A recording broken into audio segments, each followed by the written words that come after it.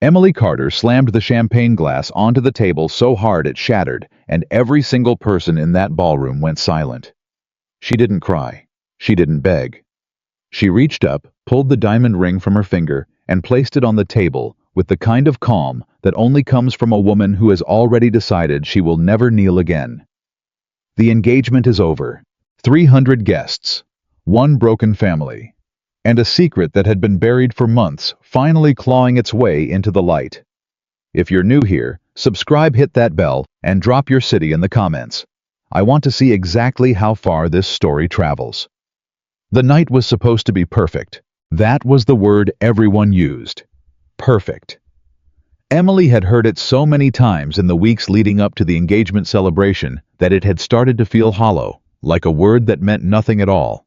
Just a sound people made when they wanted you to stop asking questions. The Carter estate was alive with crystal and candlelight.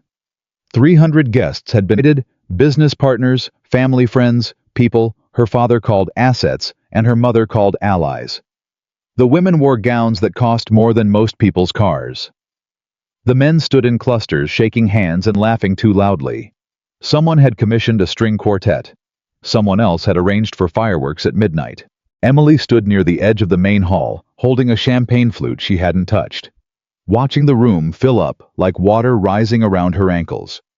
She wore a cream-colored gown that her mother had chosen.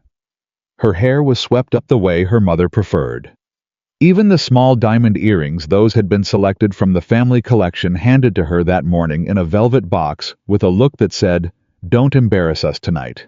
She had spent 32 years learning how to be what this family needed her to be, and she had never once asked herself what she needed. Her mother appeared at her elbow, a glass of wine in one hand, and a smile stretched across her face that had nothing warm behind it. "You look pale." Margaret Carter said, her voice low and clipped. "Smile, Emily. People are watching." "People are always watching," Emily replied. "Exactly. So stop standing there like you're at a funeral and act like a woman who's about to announce the most important engagement of the season." Emily turned to look at her mother. "Where's Richard?" Margaret waved a hand. "He's around. Probably with the Hargrove men talking business. You know how he gets." "I've been here for 40 minutes. He hasn't come to find me." "He's networking, Emily. That's what men like Richard do. That's why your father wanted this match in the first place." "Because he's good at networking." Margaret's smile didn't waver. "Because he's going to be a very powerful man. And powerful men need the right women beside them. That's always been your role." Emily looked back out at the room. "My role," she repeated quietly. "Don't start," her mother said. "Not tonight." Emily gave it another 20 minutes. She circulated the way she'd been taught: warm smile, firm handshake, the right questions asked at the right moments. She laughed at the appropriate times. She let the Hargrove patriarch hold her hand too long and call her a fine woman in a way that made her skin crawl, and she smiled through it because that was what was expected.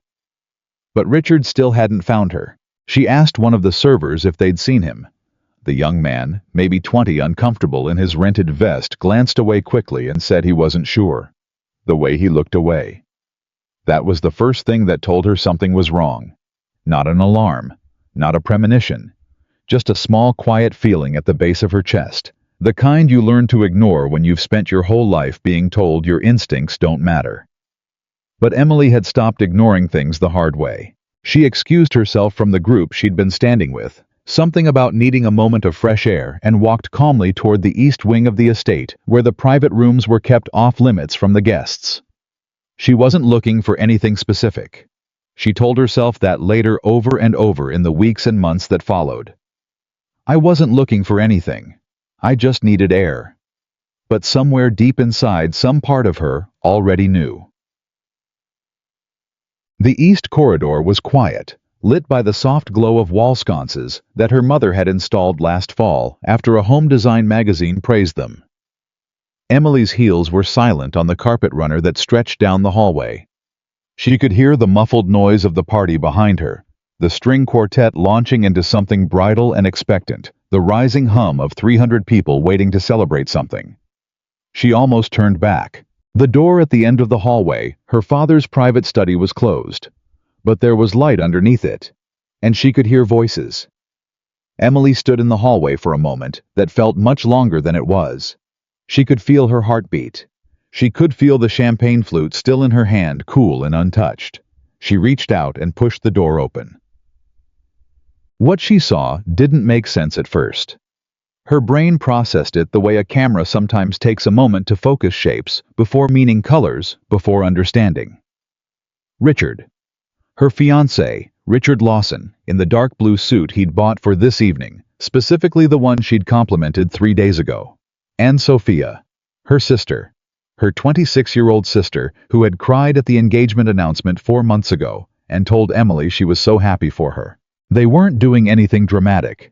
They were just standing close together, his hand on her face, her eyes on his, and they were talking in the low, urgent way that people only talk when they're somewhere they're not supposed to be. But they stopped when the door opened. And the look on their faces that exact fractured second told Emily everything she needed to know that she hadn't let herself know before. Sophia stepped back first. "Emily." "Don't," Emily said. Her voice was completely calm. She was surprised by how calm it was. Richard took a step forward. "It's not—" "Don't say that sentence," she said. "Do not say those words to me." He stopped. There was a silence in that room that felt enormous. Emily looked at her sister. Sophia's eyes were wet. She opened her mouth twice before anything came out. "I'm sorry. We didn't mean for—" "How long?" Emily asked. Sophia looked at Richard. Richard looked at the floor. "How long?"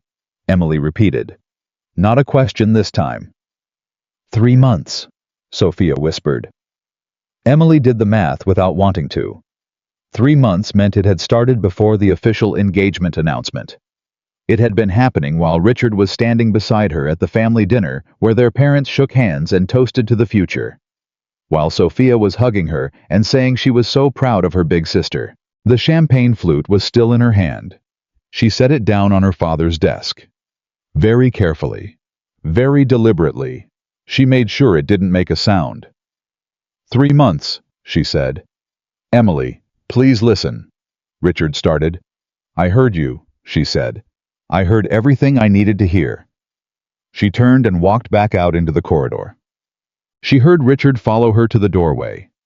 She heard him say her name twice. She didn't turn around. She walked back down the corridor, toward the music, toward the 300 people in their best clothing waiting for her to smile and raise a glass and announce forever. And the entire time, the thing she kept thinking, the thing she couldn't stop thinking, was not, I'm devastated, or how could he or my own sister. The thing she kept thinking was, I knew. Some part of me always knew. I just didn't let myself know it out loud. She walked back into the main hall. The string quartet was still playing. Her mother saw her from across the room, and something shifted in her expression, a flicker of concern quickly hidden. She started moving toward Emily through the crowd. Emily reached the nearest table. She picked up a champagne glass, a full one. This time not hers, and she clinked it twice against the crystal centerpiece hard enough that the sound rang out across the room. The music stopped. Heads turned. 300 people looked at her. And for the first time in 32 years, Emily Carter had everyone's attention and no script to follow. Thank you all for being here tonight, she said. Her voice was clear and steady. She was almost impressed by it herself. Her father was watching her from the right side of the room. Her mother had frozen 6 feet away, unable to reach her in time. Richard was appearing at the entrance to the main hall slightly out of breath, with Sophia behind him, staying carefully out of sight. I know you all came here expecting an engagement announcement, Emily continued. And I did too, honestly. I believed in what this evening was supposed to represent. A future, a partnership, a family built on something real. She paused. But I just discovered that the man I was going to spend the rest of my life with has been spending the last 3 months building a different kind of future with someone else. In this house, at this party, with my sister. The silence in that room was the loudest thing Emily had ever heard. Someone near the back dropped a fork. It rang against a plate like a tiny bell. "So the engagement is over," she said simply. "Enjoy the rest of your evening. The food is excellent, the champagne is real, and I wish you all a wonderful night." She set the glass down. She walked toward the exit, and she didn't look back. The cold air outside the estate was the first real thing she had felt all evening. Emily stood on the front steps, and she let herself breathe for a moment. Just breathe without anyone watching, without performing, without calculating the correct expression for the occasion. Her hands were steady. She thought they'd be shaking. They weren't. The doors behind her burst open, and her father appeared, his face tight, his voice low and furious. "Emily, get back inside. Right now." She turned to look at him. "No. Do you have any idea what you just did? There are investors in that room. Business partners. The Hargroves. I'm aware of who's in that room, Dad. You humiliated this family. Richard and Sophia humiliated this family," she said. "I just refuse to pretend they didn't." Her father took a step toward her. "Emily, this is not something you get to just—" "I'm leaving," she said. "I'm getting my things, and I'm leaving. And you're going to let me." He stared at her. "Where are you going to go? You can't—" "I'll figure it out," she said. She turned and walked down the steps toward the car she'd driven herself to the party. In the small thing, the second-hand thing, not the family's fleet car, because her mother had told her the car in the photographs needed to be a better make. She hadn't changed that detail. And that small act of quiet defiance she'd dismissed months ago was the only reason she had the keys to leave. She drove for 40 minutes without a destination. The city passed outside the windows, lights and bridges, and late-night pedestrians who knew nothing about the last 2 hours of her life. And Emily drove with both hands on the wheel, and her mind very carefully not thinking. Not yet. She found herself pulling into the parking lot of a 24-hour diner she'd never been to before. It was called Charlie's. The sign had a letter burned out. She sat in this car for 5 minutes, then went inside. She ordered coffee. She sat in a corner booth. Her phone had been buzzing since she left the estate. Texts from her mother. 2 from Richard. 1 from Sophia that she didn't open. A few from names she recognized as friends of the family who had been at the party, probably already constructing their narratives about what they'd witnessed. She turned the phone face down. The coffee was terrible. She drank it anyway. At some point, she wasn't sure how much later, the diner door opened, and a man sat down in the booth across from her without being invited. Emily looked up. She'd never seen him before. He was not a young man, mid-40s maybe, with dark eyes and the kind of stillness that doesn't come from peace, but from years of making everything around him calm on command. He was wearing a suit that cost more than this entire diner was worth. His hands were folded on the table in front of him. He didn't smile. He didn't apologize for sitting down uninvited. He just looked at her. "Long night," he said. Emily looked back at him. "You sat down at my table without asking." "I did. That's a habit of yours." "I tend to go where I want," he said. "Who are you?" "You sat down at my table and you're asking who I am." The faintest thing moved at the corner of his mouth. "Alexander Romano," he said. "I was at the Carter estate tonight." Emily was quiet for a moment. "Then you already know who I am." "I know your name. That's not the same thing." She studied him. "What do you want, Mr. Romano?" "Nothing," he said. "Not tonight." He signaled the server for another cup of coffee for himself, not for her. And when it arrived, he wrapped his hands around it and looked at the table. "I watched what you did tonight," he said. "In the room, when you made that announcement." Emily said nothing. "Most people," Alexander continued quietly. "In that situation, they would have walked upstairs and cried. Maybe confronted him privately and accepted whatever explanation he gave. Maybe pretended they hadn't seen anything at all for the sake of the evening. I'm aware of what most people would have done. But you didn't do any of that." "No." "Why?" Emily looked at him steadily. "Because pretending I didn't see it would have been the same as saying it was acceptable, and it wasn't." Alexander looked at her for a long moment. No, he agreed. It wasn't. He left 20 minutes later. He left a business card on the table. No explanation, no request, no invitation, just a card with his name and a number. Emily looked at it for a long time after he was gone. She didn't throw it away. The next 3 days were the worst of her life in a different way than the engagement party had been. The party had been acute, a cut clean and sudden. The days after were something slower and more corrosive. The story spread through their social circle, the way those things always do. Fast, inaccurate, and curated to be as damaging as possible to the person who had least deserved it. By the morning after, the narrative that was circulating wasn't Richard was unfaithful or Sophia betrayed her sister. It was something murkier, something that suggested the engagement had simply fallen apart, that there had been complications, that Emily had overreacted, that the whole public announcement had been unnecessarily dramatic and had embarrassed everyone. Richard, it turned out, was very good at managing his image. Her mother called 3 times. The voicemails were short and cold. The first one said she needed to come home and handle this properly. The second said she was making the family look unstable. The third said that if she continued refusing to cooperate, there would be consequences regarding the trust. Emily listened to all 3 voicemails. She didn't return any of them. She was staying in a hotel that was just inside her budget. She had money of her own, not much but enough, and she was trying to figure out what came next when her phone rang with an unknown number. She almost didn't answer it. "Miss Carter?" She recognized the voice immediately. "Mr. Romano. I was wondering if you had a few hours." "For what?" "Lunch," he said. "And a conversation." Emily sat on the edge of the hotel bed. "You don't know me." "No," he agreed. "That's why I'd like to have lunch." She thought about it. She had nowhere to be. She had nothing pressing. She had a hotel room and a list of problems she hadn't figured out how to solve, and a mother's voicemail she wasn't going to return. "Where?" she said. The restaurant was not what she expected. It wasn't conspicuous or flashy.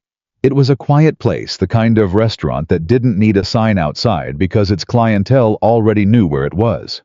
They were shown to a private table in the back, and the server greeted Alexander by name, and nobody looked at them, because this was a place where people came specifically to not be looked at. "You chose somewhere private," Emily noted. "I usually do," he said. "Because of who you are, or because of who I am right now?" He considered this. "Both." Emily unfolded her napkin. "You know my name has been in the papers." "I'm aware. I'm the woman who made a scene at her own engagement party, according to 3 separate gossip columns. You're the woman who told the truth in a room where everyone expected silence," he said. "There's a difference." Emily looked at him. "You're being careful with your words."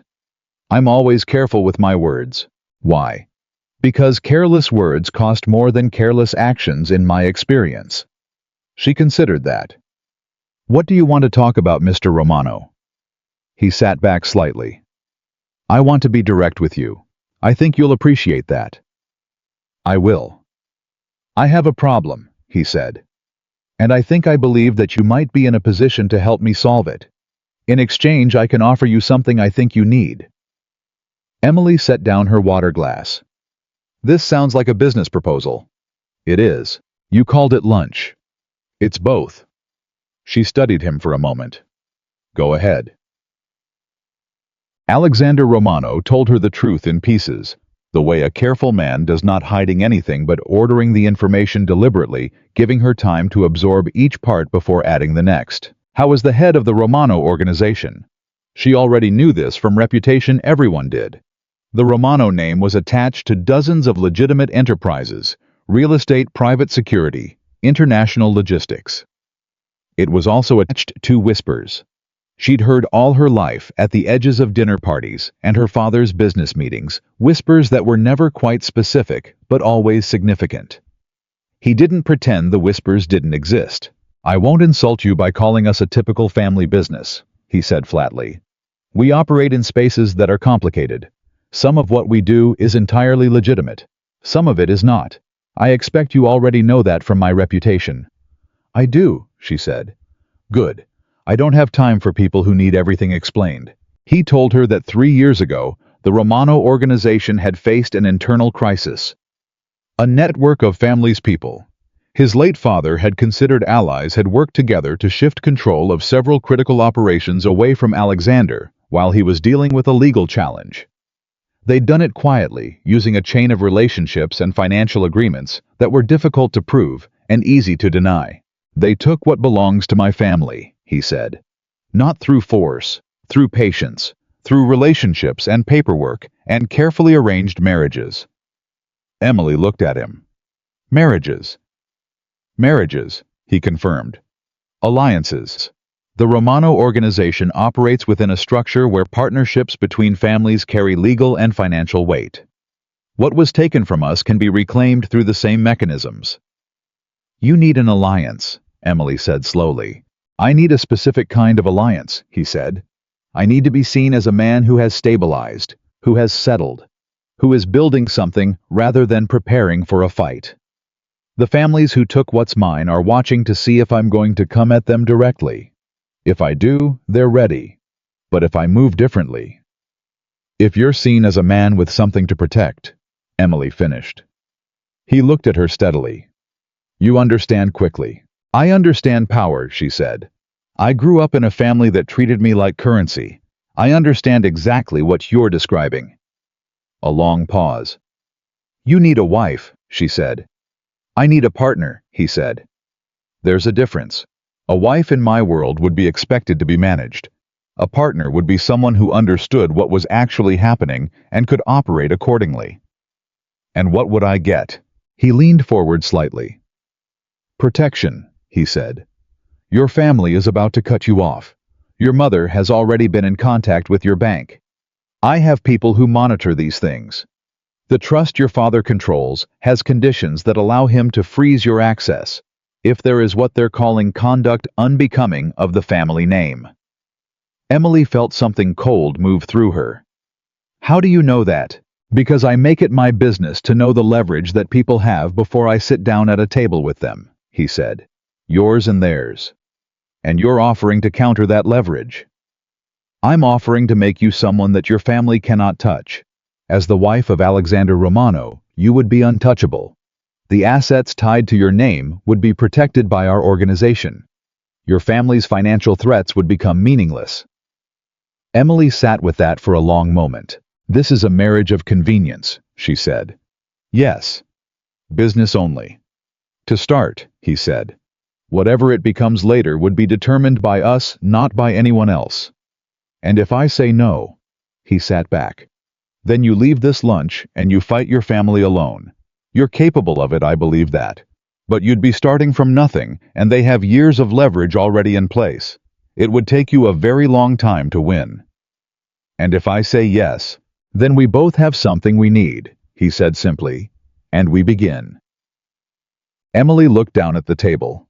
She thought about her mother's voicemails. She thought about the way her father had looked at her on the front steps, not with concern, not even with real anger, but with the expression of a man calculating the cost of a liability.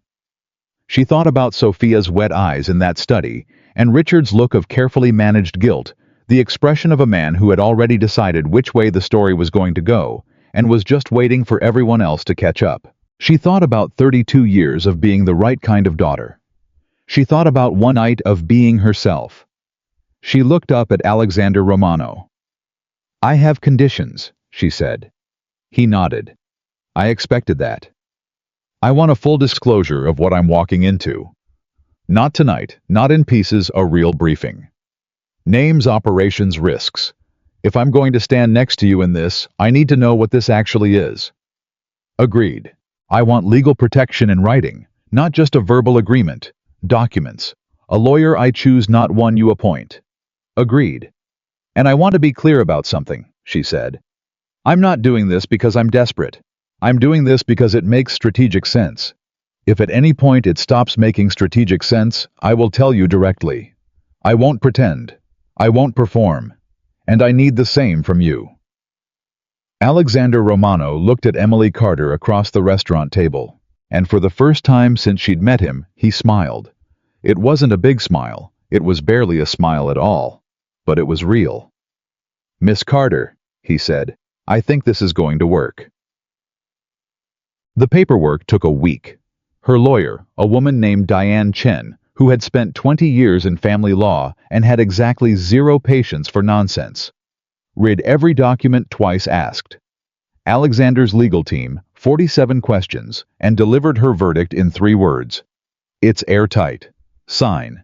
Emily signed. Alexander signed. The announcement was made through the right channels quietly but deliberately, the way things are done in worlds where the information matters more than the format. Within 48 hours the city knew. Within a week the people who mattered knew what it meant. Emily's mother called immediately. "What have you done?" she said. Not a question. "I made a decision," Emily said. "Emily, the Romano family is the family I married into," she said.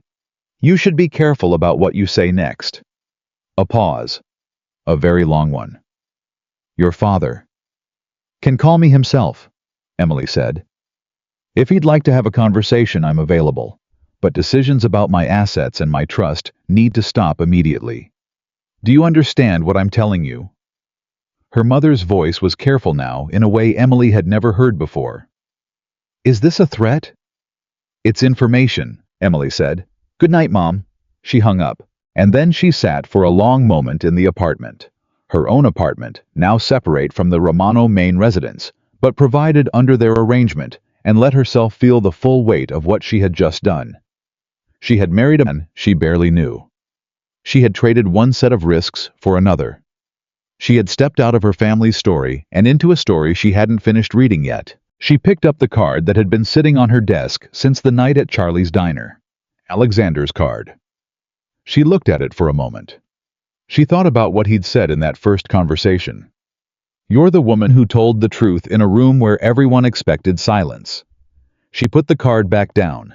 She wasn't sure yet what this marriage was going to become. But for the first time in her life, she was the one who had made the choice. Not her mother, not her father, not a man who had chosen her sister while standing beside her. Her. And whatever came next, whatever the Romano world turned out to be, whatever secrets were still waiting in the dark for her to find them, she had walked into it with her eyes open. That was the only thing she had ever really wanted. And she had no idea yet just how deep those secrets went. The briefing happened 3 days after the paperwork was signed. Alexander had said full disclosure. Emily had made sure that was in writing. And so on a Tuesday morning, she sat down in a conference room inside the Romano organization's main building, a place that looked from the outside like a private investment firm, and felt from the inside like something with considerably more edges, and a man named Vincent Greco put a folder on the table in front of her and said, "Ask me anything." Vincent was Alexander's second. She'd gathered that much already. He was in his late 40s, compact and precise, with the manner of someone who had spent decades sorting information into categories of what mattered and what didn't. He didn't smile unnecessarily. He didn't fill silences with noise. Emily opened the folder. She read for a long time without speaking. When she looked up, she said, "How many of these operations are currently active?" 14, Vincent said. "How many of those 14 are directly tied to the dispute over the Romano assets?" Vincent paused. 7. "And the other 7? "Ongoing," he said carefully, "separate from the immediate conflict." Emily looked back at the folder. The families listed here, the ones who moved against Alexander 3 years ago. The Delacroix Group and the Sorrento Network. They're still operating inside structures that were originally Romano. Yes. So when Alexander says he wants to reclaim what was taken, he doesn't mean physically, he means legally, through financial restructuring and renegotiated agreements. Primarily. "And my role in that is to be visible," she said. "Public-facing. To signal stability." "That's one component," Vincent said. "What's the other component?" He looked at her for a moment. "The families who moved against Romano 3 years ago did so because they believed he was isolated. No strong alliances, no family structure of his own. They're watching now to see if this marriage is real or strategic." It's both, Emily said. Vincent's expression shifted just slightly. Yes, but they need to believe the real part is genuine. That's harder than it sounds. Why? Because, he said, the people in this world have seen every kind of performance. They're not fooled by well-dressed couples at dinner parties. What they look for is information they're not supposed to have, conversations that aren't meant for them, reactions that aren't controlled. Emily sat back. You're telling me that in order for this to work, Alexander and I need to be convincing in situations we can't script. I'm telling you, Vincent said carefully, that the next 6 months are going to require things that weren't in your contract. The room was very quiet. Like what? She asked. Like trust, he said, which neither of you has yet. Emily closed the folder. She looked at Vincent Greco across the table and understood something clearly for the first time. This man was not just Alexander's second. He was the person who had kept the Romano organization functional during the years Alexander was fighting to hold it together. He was probably also the person who had told Alexander that this marriage could work before Alexander believed it himself. Thank you for being honest, she said. It's the only thing I know how to be, he said. Then, he's waiting for you upstairs. She stood up. She picked up the folder. Then let's not keep him waiting. Alexander's office was on the 4th floor. It wasn't what she'd expected, not imposing, not designed to intimidate. It was a working space functional, with the particular organized density of someone who processed a great deal of information and liked to be able to find things. He was on the phone when she walked in. He held up one finger without looking at her and finished the call in under 90 seconds, said 3 words she didn't catch to whoever was on the other end, and set the phone down. How was Vincent? He asked. Efficient, she said. He told me the truth. That's what I pay him for. He also told me that the next 6 months are going to require trust between us. Alexander leaned back in his chair. He's right. We don't have that yet. No, he agreed. We don't. Emily set the folder on his desk. Then I have a question. Ask it. Why me? She said. There are other women in your world. Women who already understand the structure, the rules, the relationships. Women who wouldn't need a briefing or a contract. Why did you walk into a diner and sit down across from a woman you'd never spoken to? Alexander was quiet for a moment. He didn't rush the answer, which she appreciated. Because, he said finally, the women in my world who already understand the structure, they're already positioned inside it. They have allegiances. Loyalties I can't verify. Bringing one of them into this marriage would have meant bringing in a variable I couldn't control. And I'm different because I have no allegiances. You had one, he said. Your family. And you cut it yourself cleanly in front of 300 witnesses. That tells me something about who you are. It tells you I'm impulsive, she said. It tells me, he said, that when you decide something is wrong, you act on it. Even when the cost is high. That's not impulsive. That's integrity. Emily looked at him. You're betting a lot on one night you observed from a distance. I observe carefully, he said. Distance doesn't diminish that. She picked up the folder. I read all of this. I understand the structure. I understand what you need me to do in public. But Vincent is right that there are things that can't be scripted. She paused. I want us to be honest with each other when those moments come. Not strategic, not performed, actually honest. That's a significant ask in this world. I'm aware. I'm asking anyway. Another pause, longer this time. All right, he said. All right, she echoed. Then let's begin. The first public appearance was a charity event 3 weeks in. It was the kind of gathering where the nominal purpose, a hospital foundation in this case, was secondary to the actual purpose, which was that the city's most powerful people spent 2 hours in a room together, reading each other's faces and updating their internal maps of who stood where. Emily had attended dozens of events like this growing up. She understood the language fluently. She wore a dress she'd chosen herself in a dark green that her mother would have disapproved of because it was not bridal, not soft, not designed to recede. She chose it specifically for that reason. Alexander met her at the entrance. He looked at her once, a quick, comprehensive look, and said, "Good choice." I know, she said. He almost smiled. Ready. I was born ready for rooms like this, she said. I just never had permission to be myself in them before. They walked in together, and the room Emily felt it before she saw it shifted. Heads turned.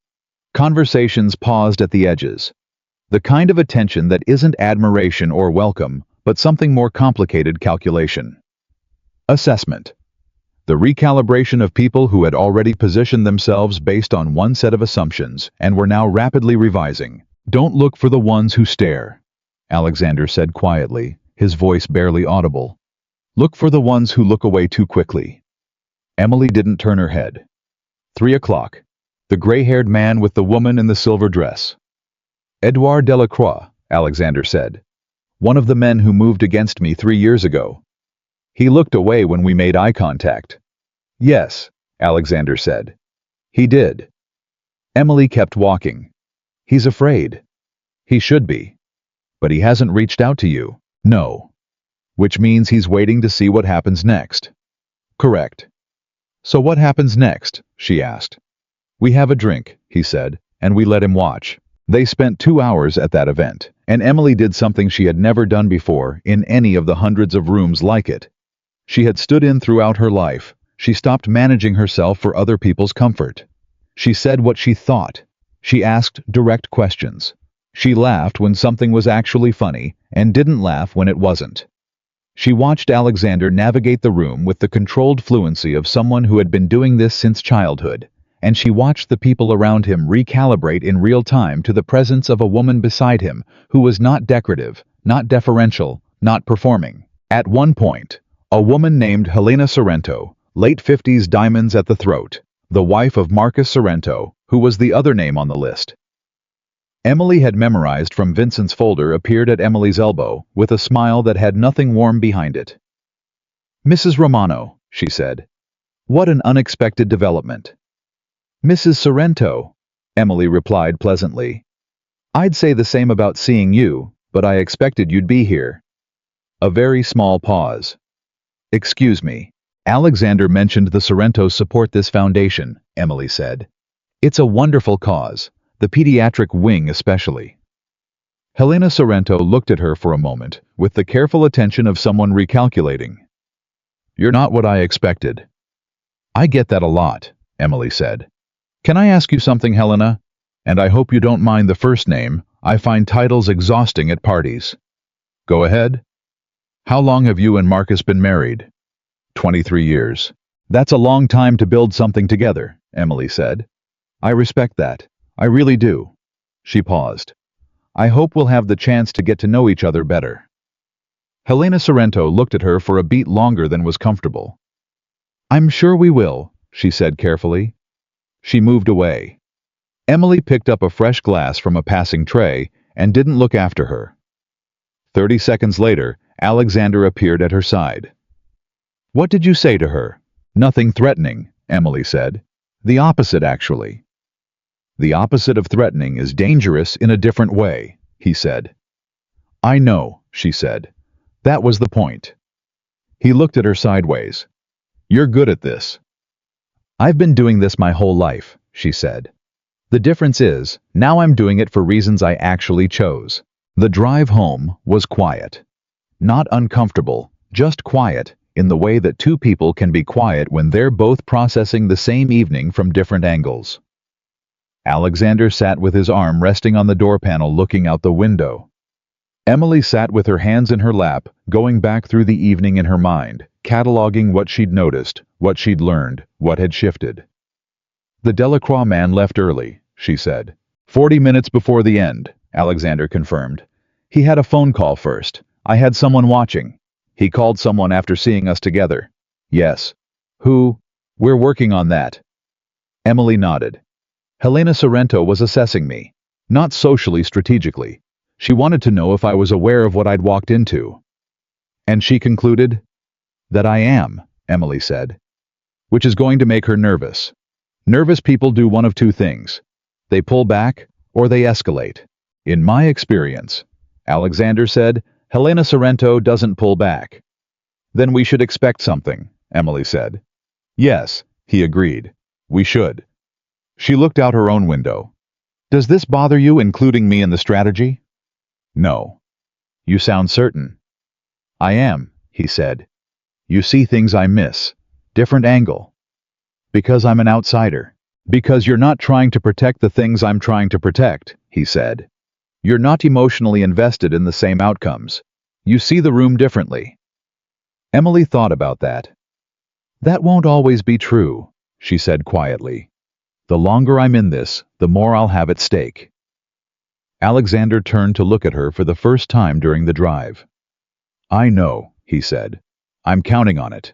Something passed between them in the car. Not warmth exactly. Not yet, but something adjacent to it. A recognition. The sense of two people beginning very carefully to trust the same direction. Emily looked back out the window. She didn't say anything else. Neither did he. But something had shifted. She could feel it. What she couldn't feel yet, what she didn't know to look for, was the thing that was already moving in the dark toward both of them. The thing that had started the moment Edouard Delacroix made that phone call and left the charity event 40 minutes early. The thread that connected the Romano organization's lost assets to Emily's own family in a way that nobody had told her about yet. The real reason that someone had wanted Emily out of the picture long before Alexander Romano ever walked into Charlie's diner and sat down across from her. She didn't know yet, but she was about to start finding out. It started with a phone call she didn't expect from a number she didn't recognize on a Wednesday morning, 3 weeks after the charity event. She almost didn't answer it. Ms. Carter. The voice was male, middle-aged, and deliberate. Not panicked, not rushed. The voice of someone who had decided carefully before dialing. It's Mrs. Romano now, she said. Who is this? My name isn't something you need yet, the man said. What you need is what I know, and what I know is why you were really removed from your engagement to Richard Lawson. Emily went very still. Removed, she said. That's an interesting word. It's the accurate one, he said. Your engagement didn't end because Richard fell in love with your sister. It ended because someone arranged for it to end. Someone who needed you out of that family alliance before certain information you were positioned to inherit became available to you. What information? Your father's company, the man said, has been laundering money for the Delacroix Group for 11 years. You were named as a successor trustee of the company's financial accounts as of your 32nd birthday, which was 4 months before the engagement party. Emily sat down. She didn't remember deciding to sit. Her legs just stopped holding her. You're saying, she said slowly, that I was removed from the engagement because I was about to have access to financial records that could expose the Delacroix Group. I'm saying, the man replied, that Richard Lawson was told to end the relationship, that Sophia Carter was willing for her own reasons, and that your family's connection to the Delacroix Group goes back further than you know. Why are you telling me this? A pause. Because you married Alexander Romano. And Alexander Romano is the only person in this city with both the motivation and the resources to actually use this information. Get it to him. The line went dead. Emily sat with the phone in her hand for a very long time. The room was absolutely silent. She could hear her own breathing. She could feel the blood in her temples. 11 years. Her father. The Delacroix Group. Richard had been told to end the engagement. She thought back to that night, to the study, to Richard's hand on Sophia's face, to the 3 months Sophia had whispered like a confession. And she thought, what if Sophia hadn't been manipulated by love at all? What if someone had gone to her first? Gone to her because Sophia was easier, because Sophia had always wanted what Emily had, because Sophia could be counted on to do what someone needed her to do if the price was right. What was the price? What had they offered Sophia Carter to destroy her sister? Emily stood up. She walked to her phone and called Alexander's direct line. He picked up on the second ring. I need to see you, she said. Now, not tonight, now.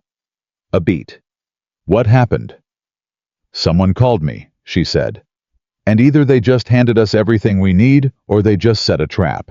I can't tell which yet, but I need you in the room with me to figure it out. I'll be there in 20 minutes, he said. I was there in 15. Emily told him everything. Every word in the order it had been said without editorializing or pausing. She had a good memory. She'd always had a good memory.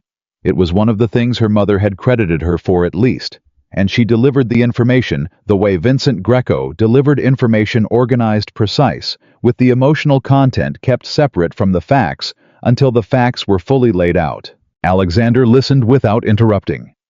He sat across from her at the kitchen table of her apartment, and he listened with the particular quality of attention she had already come to recognize as his total unperformed. The attention of someone for whom information is not just interesting, but consequential. When she finished, he was quiet. "Your father's company," he said. 11 years, she said.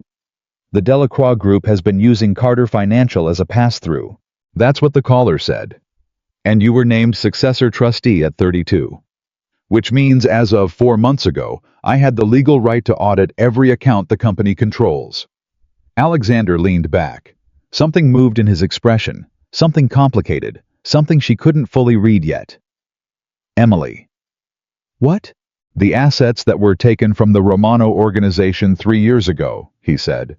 "The financial restructuring the Delacroix Group used to move them. It went through a series of accounts." She stared at him. "Through Carter Financial. I didn't know that when I approached you," he said immediately.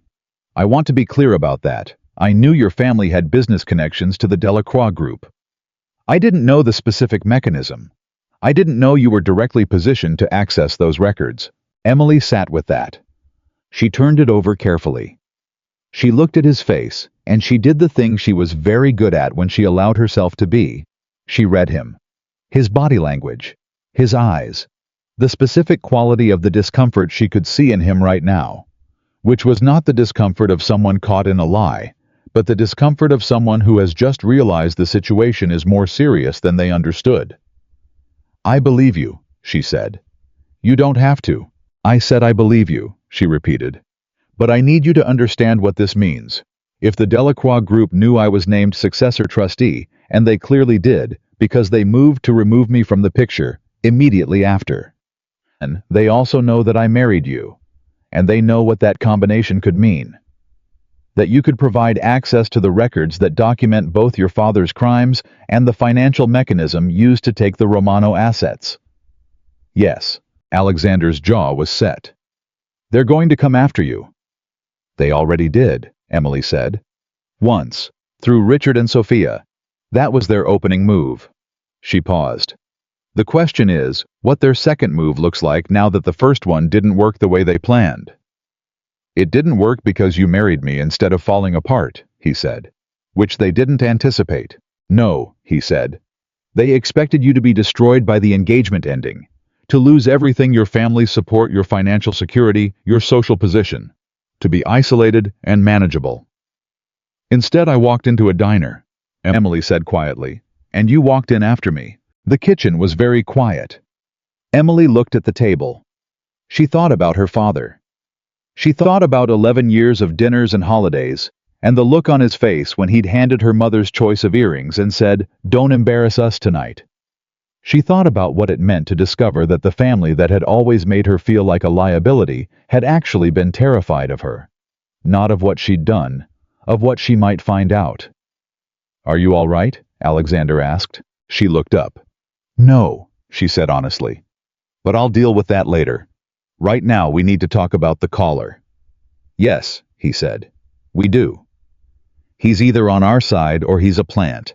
If he's on our side, he's someone inside the Delacroix structure who wants it to fall and sees us as the mechanism. If he's a plant, he's trying to get us to move on this information prematurely before we have the legal protection to survive what comes back at us." "Which do you think it is?" Alexander asked. "I think," she said slowly, "that it might be both. I think someone gave him real information and sent him to us. But that doesn't mean the information wasn't also chosen to provoke a specific reaction. We need to move carefully." "Agreed. I want to talk to Vincent," she said. "And I want a forensic accountant on the Carter financial records within the week.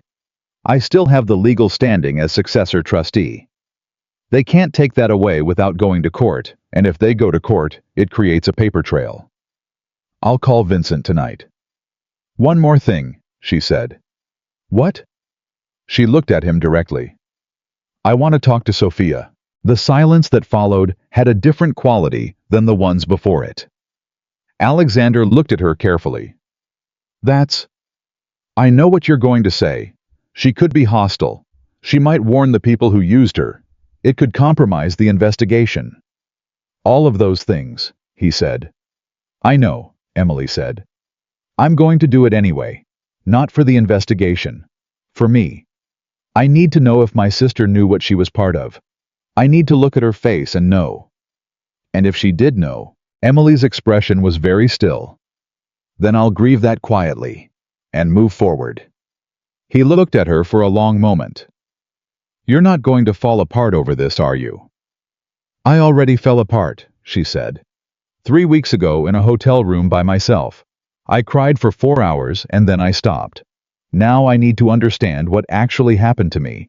And to do that, I need my sister to tell me the truth. Alexander was quiet. I'll have Vincent arrange protection for the meeting. She's my sister. She's also connected to people who have already moved against you once, he said. This is not negotiable. Emily looked at him.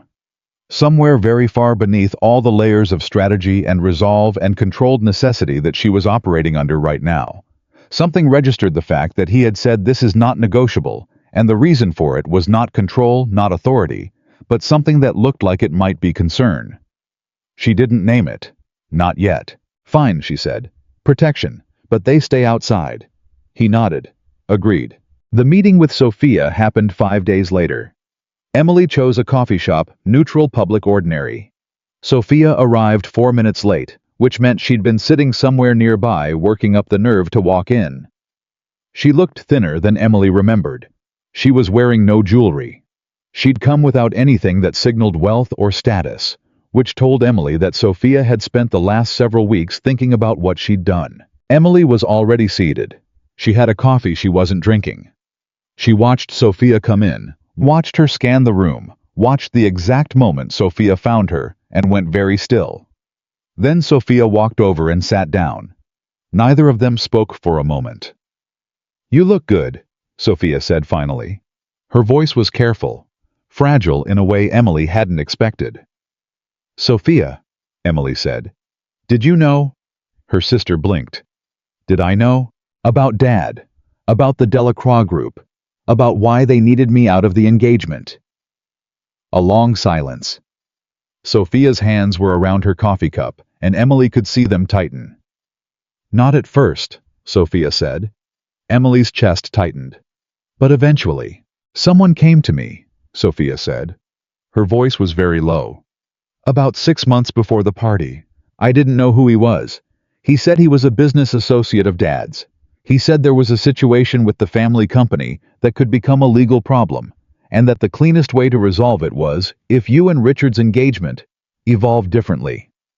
He asked you to seduce my fiancé. He didn't. Sophia stopped.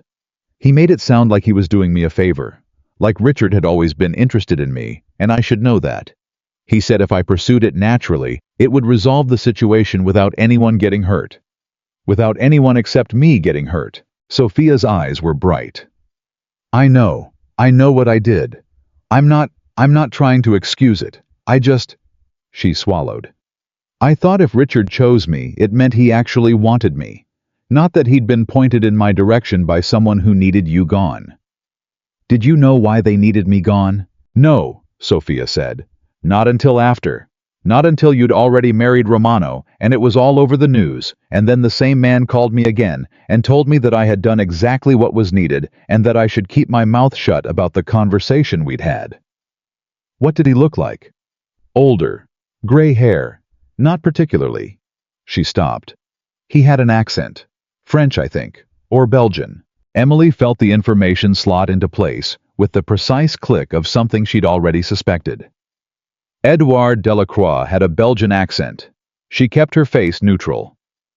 Did he contact you again after that call? Once, Sophia said. Last week. He said I should be careful about having contact with you, that it would be better for everyone if we didn't speak.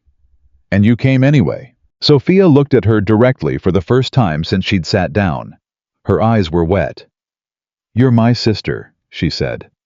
"I know what I did. I know I can't. I don't expect you to forgive me. I just need you to know that I didn't know the whole thing. I made a terrible choice. But I didn't know they were planning to use me as a weapon against you." Emily sat very still. She looked at Sophia and did what she'd promised herself she would do. She looked for the truth. Not comfort. Not a performance. The truth.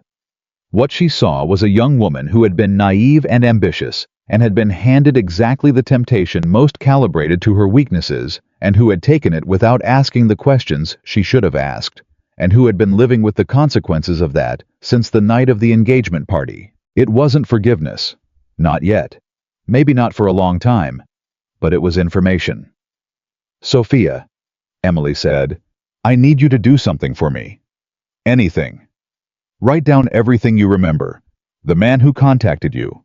What he said exactly. When he called. What number it came from. Everything." Sophia blinked. "Why?" "Because," Emily said, "the same people who used you to remove me from that engagement are connected to crimes that go back much further than our family.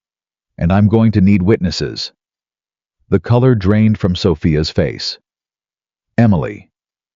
"I'm not asking you to testify publicly right now," Emily said. "I'm asking you to write it down and give it to me. What you do with that, after we'll cross that bridge when we get there." Sophia stared at her sister. "You've changed," she whispered. "No," Emily said. "I just stopped pretending I was something smaller than I am." She picked up her coffee cup. She looked at her sister calmly, steadily, with none of the pain she was still carrying, and all of the resolve she had built in the weeks since the worst night of her life. "Write it down," she said. "I'll be in touch." She stood up. She put on her coat. She walked out of the coffee shop without looking back. Outside, the afternoon was cold and bright. Somewhere behind her in a car, she pretended not to notice two of Alexander's people were watching. She walked to the corner and stopped. She let herself feel it for exactly 30 seconds. The grief, the anger, the particular aching sadness of discovering that the people who should have protected you most were the ones who treated you as a problem to be solved. 30 seconds.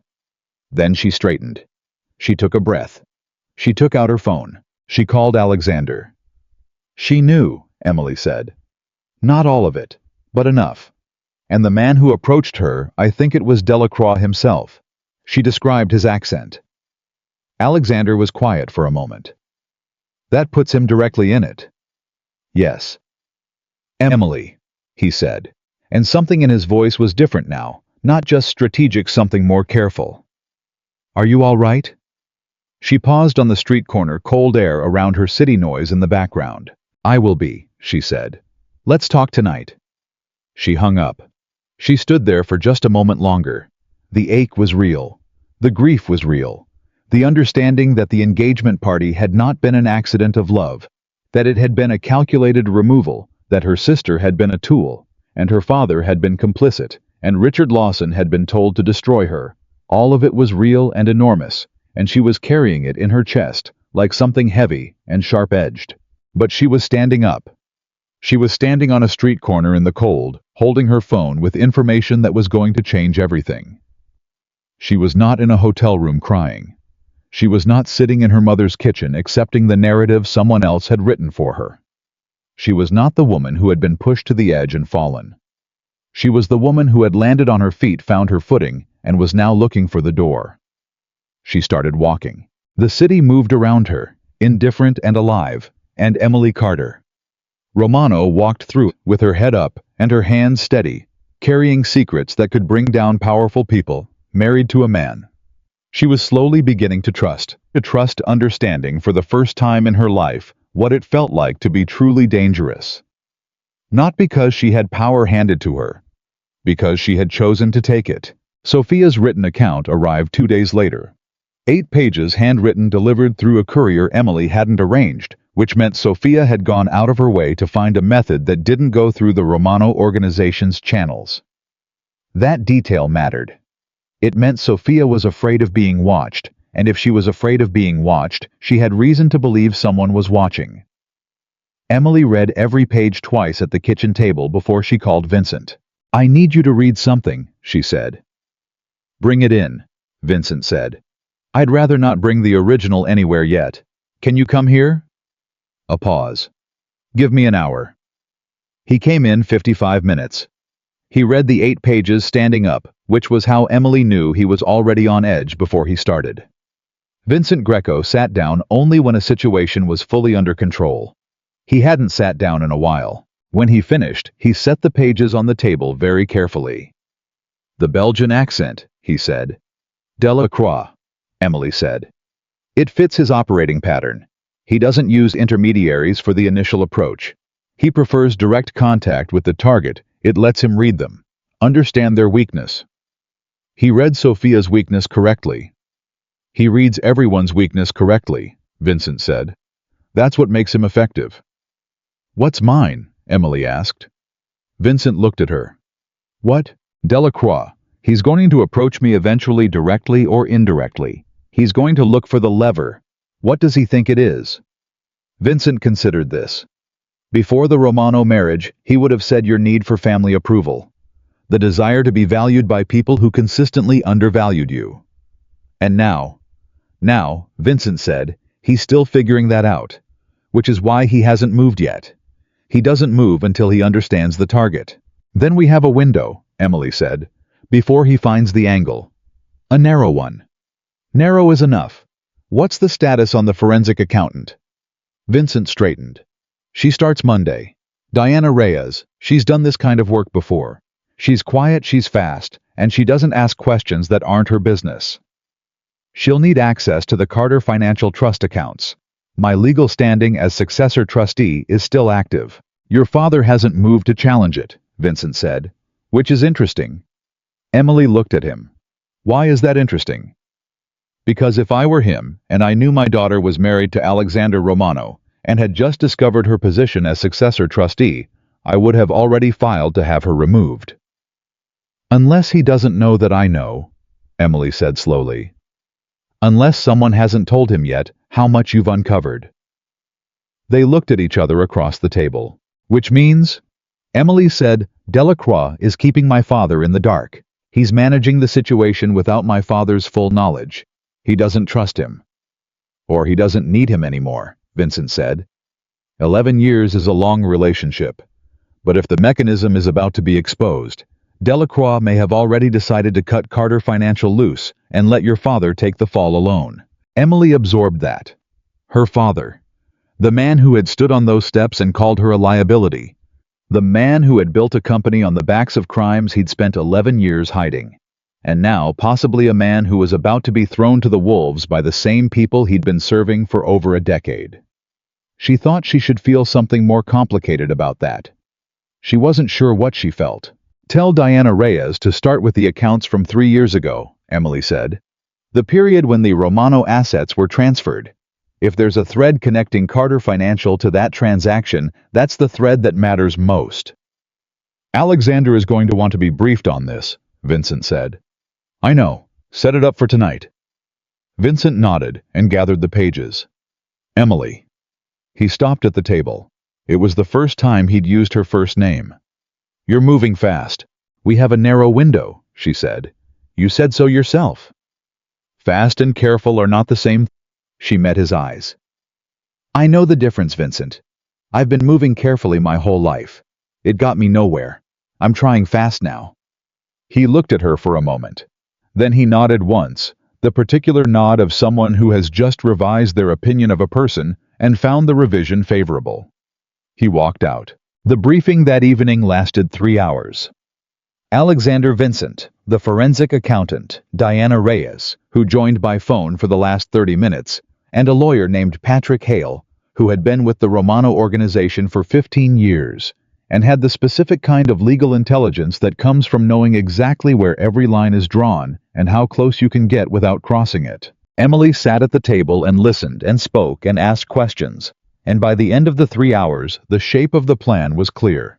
Diana Reyes would spend 2 weeks auditing the Carter financial accounts, focusing on the 3-year period aligned with the Romano asset transfer.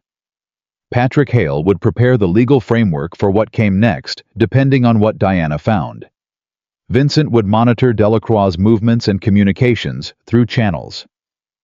Emily didn't ask about specifically because some information was more useful when you couldn't be asked to testify about it. And Alexander would wait. That was his part of the plan, and it was clearly the part he liked least. "I'm not good at waiting," he said after the others had gone.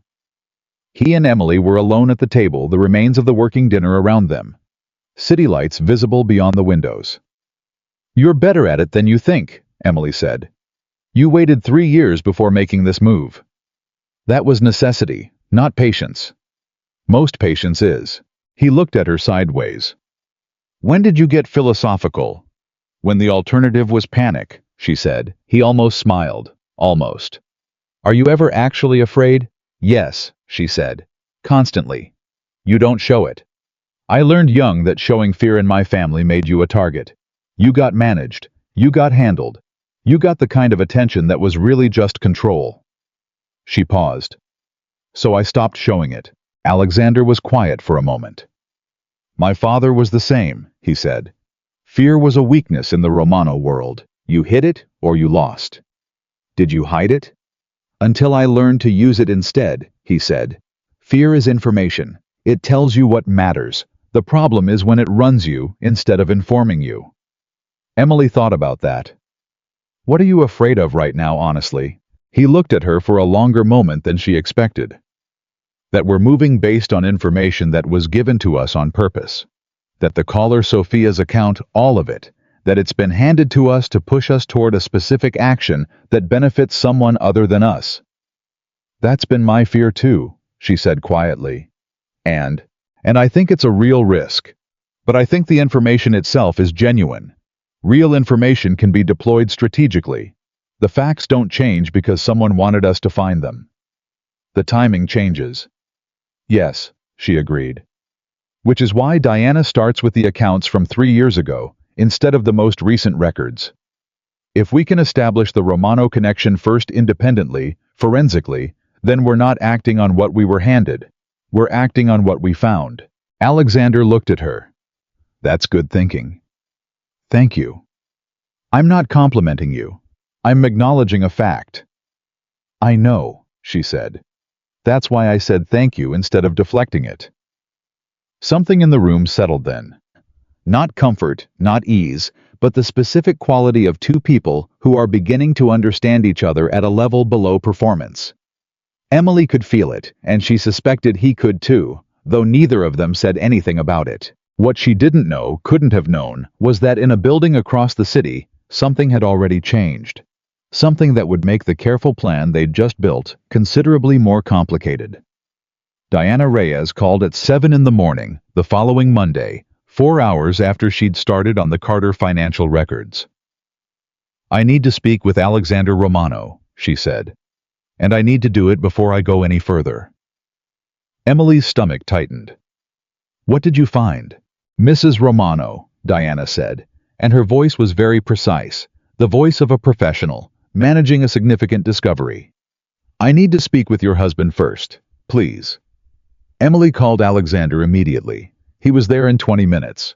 Diana was already in the conference room with her laptop and 3 printouts of account records and the expression of someone who had been doing financial forensics for 20 years and had just found the thing she'd never expected to find. Emily sat in the corner. Alexander sat at the table across from Diana. He told her to go ahead. The Carter financial accounts contain an 11-year pattern of pass-through transactions, consistent with money laundering for the Delacroix Group. "That's what we expected to find, and it's there clearly documented," Diana said. "But that's not what I'm calling about." She turned her laptop around. 3 years ago, the Romano asset transfer that you're investigating, the mechanism the Delacroix Group used to move those assets. It didn't just go through Carter Financial. It was authorized by a signatory on the account. Alexander looked at the screen. His face went very still. "The signatory authorization on the transfer documents," Diana said, "is Margaret Carter." The name hit the room like something physical. Emily went cold. "My mother," she said. The words came out flat and strange. Margaret Ann Carter, listed as a secondary financial authority on the Carter financial accounts since approximately 16 years ago, Diana said. She looked at Emily with the careful neutrality of someone who understands they are delivering personal devastation. Her signature authorized the specific transfer that moved the Romano assets through the Carter financial mechanism into the Delacroix structure. Alexander said nothing. He was looking at the screen. Emily stood up from the corner chair. She walked to the table. She looked at the printout. Her mother's signature, the looping familiar controlled signature she'd seen on 1,000 documents throughout her childhood, on a transfer record that had stripped Alexander Romano's inheritance from him 3 years ago. She knew, Emily said. She didn't just know, Diana said carefully. She authorized it. Emily looked at Alexander. His jaw was hard. His eyes were on the screen, and she couldn't fully read what was moving behind them, but she could see the effort it was taking to keep everything controlled. Alexander, she said. He looked up at her. Did you know about my mother when you approached me? The silence was 2 seconds long. It felt much longer. No, he said. She looked at him. He held her gaze without flinching, without elaborating, without the particular microscopic shifts in expression that people make when they're managing the truth. All right, she said. She turned back to Diana. How solid is this? Completely, Diana said. The signature is verified. The authorization code is traceable. This isn't ambiguous. Can it be used legally? With the right attorney, yes. Call Patrick Hale, Emily said to Alexander. Today. I was already reaching for his phone. Emily walked out of the conference room. She went into the hallway and stood with her back against the wall and let herself feel it for 30 seconds. The specific sickening vertigo of discovering that the woman who had spent 32 years curating Emily's life, managing Emily's choices, calling Emily at 3-day intervals with cold voicemails about the family's reputation, that woman had been complicit in something that had destroyed lives and stolen a man's birthright. Her mother, not just her father. Her mother. The earrings in the velvet box. Don't embarrass us tonight. The 3 voicemails after the engagement ended. You humiliated this family. The way she'd said your role like it was obvious.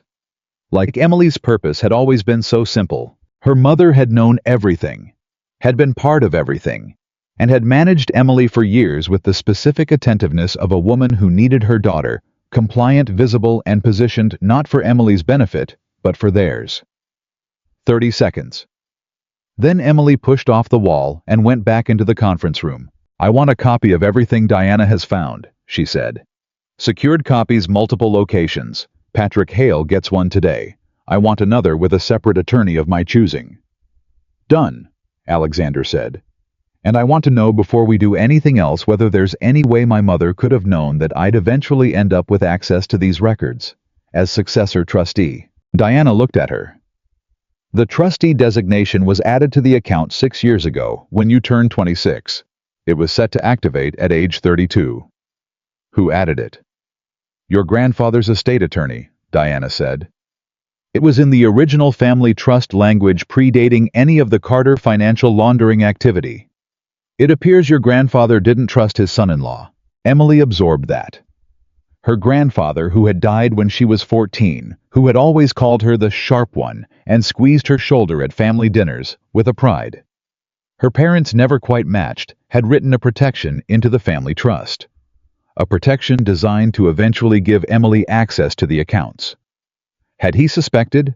Had he known even then that something in the family structure was wrong, and had tried in the only way available to him to leave his granddaughter a key? I was trying to protect you, Alexander said quietly, reading the direction of her thoughts with the accuracy she was still getting used to. He was, Emily said. Her voice was steady. And they spent 6 years managing me carefully enough that I never thought to look. Until you stopped letting them manage you. She looked at him. Until I stopped letting them manage me. The next 48 hours moved quickly. Patrick Hale reviewed Diana's findings and confirmed their legal viability. The documentation was secured in 3 separate locations. Vincent escalated his monitoring of Delacroix's movements and reported grimly that Edouard Delacroix had made 2 calls to numbers associated with the Carter household in the past week. "He knows," Vincent said in the briefing. "Or suspects. He's checking his exposure." "Through my parents," Emily said. "Through your mother specifically. The calls went to her cell." Emily thought about this. She's going to tell him about the forensic review. If she knows about it. She doesn't yet, but she will. Someone will tell her eventually. My father a contact anyone who's paying attention. She paused. "We have maybe a week before Delacroix moves to protect himself." "What does that mean for us?" Alexander asked. "It means we need something to move first," Emily said. "Before he can make a preemptive move to discredit the documents or challenge my standing as trustee or worse, make Diana Reyes unavailable." The room went tense. "He wouldn't, Patrick Hale started. "He arranged for my engagement to be destroyed to prevent me from accessing these records," Emily said. "What exactly do you think he wouldn't do?" Patrick closed his mouth. "Diana needs protection," Alexander said to Vincent immediately. "Starting tonight." "Already arranged," Vincent said. He looked at Emily. "I moved 2 people to her building this morning. I didn't want to mention it and alarm her." Emily looked at him. "You anticipated this?" "I think ahead," he said simply. "Good." She turned back to the table. "Here's what I want to do. I want to contact my mother directly, before Delacroix reaches her again." Alexander looked at her sharply. "Emily, not to confront her," she said, "to give her the chance to make a choice." "What choice?" "Whether she goes down with Delacroix or whether she cooperates with us." The room was very quiet. Patrick Hale leaned forward. "If Margaret Carter cooperates voluntarily, provides testimony and documentation, it significantly strengthens the legal case. Corroborated insider evidence is worth far more than documentary evidence alone." "She'd be implicating herself," Vincent said. "Yes," Emily said. "But if we move legally on the documents without her cooperation, she's implicated anyway. The question is whether she faces it as a defendant or a cooperating witness. That's a significant difference." "She'll never do it," Alexander said. "She has too much to protect." "Maybe," Emily said. "But I'm her daughter, and I know something about her that Delacroix doesn't."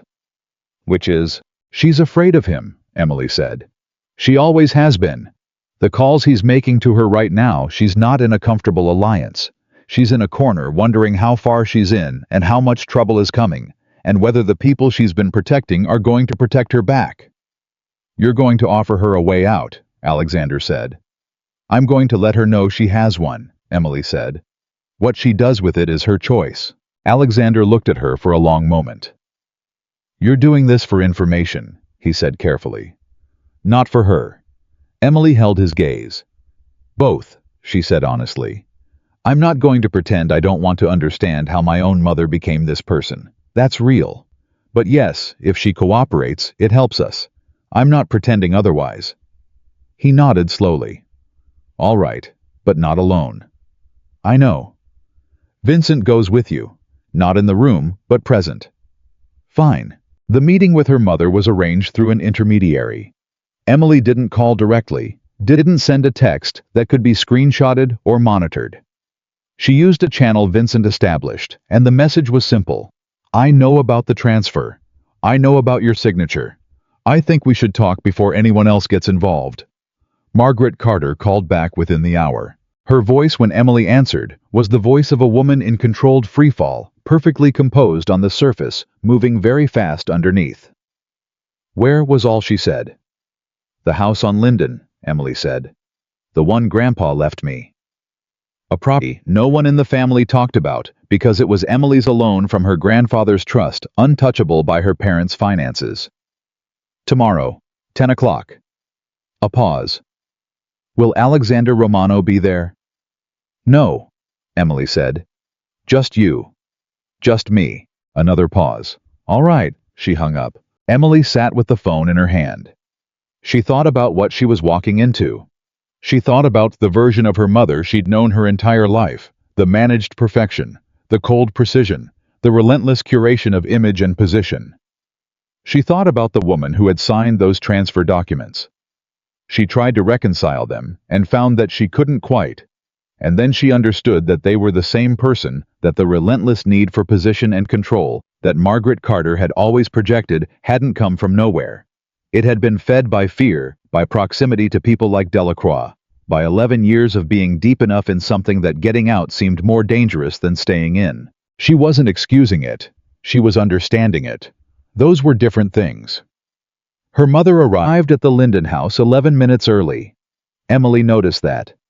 11 minutes was not impatience. 11 minutes meant she'd been driving around the block, working herself up to it. She looked older. Emily noticed that too, and then set it aside because it wasn't what mattered right now. "You look well," her mother said, because Margaret Carter would maintain social convention if the building was on fire. "Sit down, Mom," Emily said. They sat across from each other in the small living room of the house Emily's grandfather had left her. The same house where she'd spent summers as a child, where her grandfather had taught her chess, and called her the sharp one, where she'd been happier than in the Carter estate, and had never quite understood why until now. "I know what you did," Emily said. "And I know that you know I know because otherwise you wouldn't have come." Her mother's hands were in her lap. "Emily." "I'm not here to prosecute you," Emily said. "I'm here to tell you that the documents are secured, they're legally solid, and they are going to be used. Whether you are in them as a defendant or as a cooperating witness is the only thing that's still being decided." Margaret Carter looked at her daughter. Her face was doing something complicated, something Emily had rarely seen from her, which was the collapse of the performance. Not into tears, not into softness, into something rawer and harder and more honest. "I didn't have a choice," she said. "Everyone says that," Emily replied. "Tell me what you mean by it." "Your father was already in it when I found out, 11 years ago. He came to me and told me the company had a problem, and that Delacroix was the only solution, and that if I didn't support the arrangement, we would lose everything, the estate, the company, the position, everything." "And you believed him?"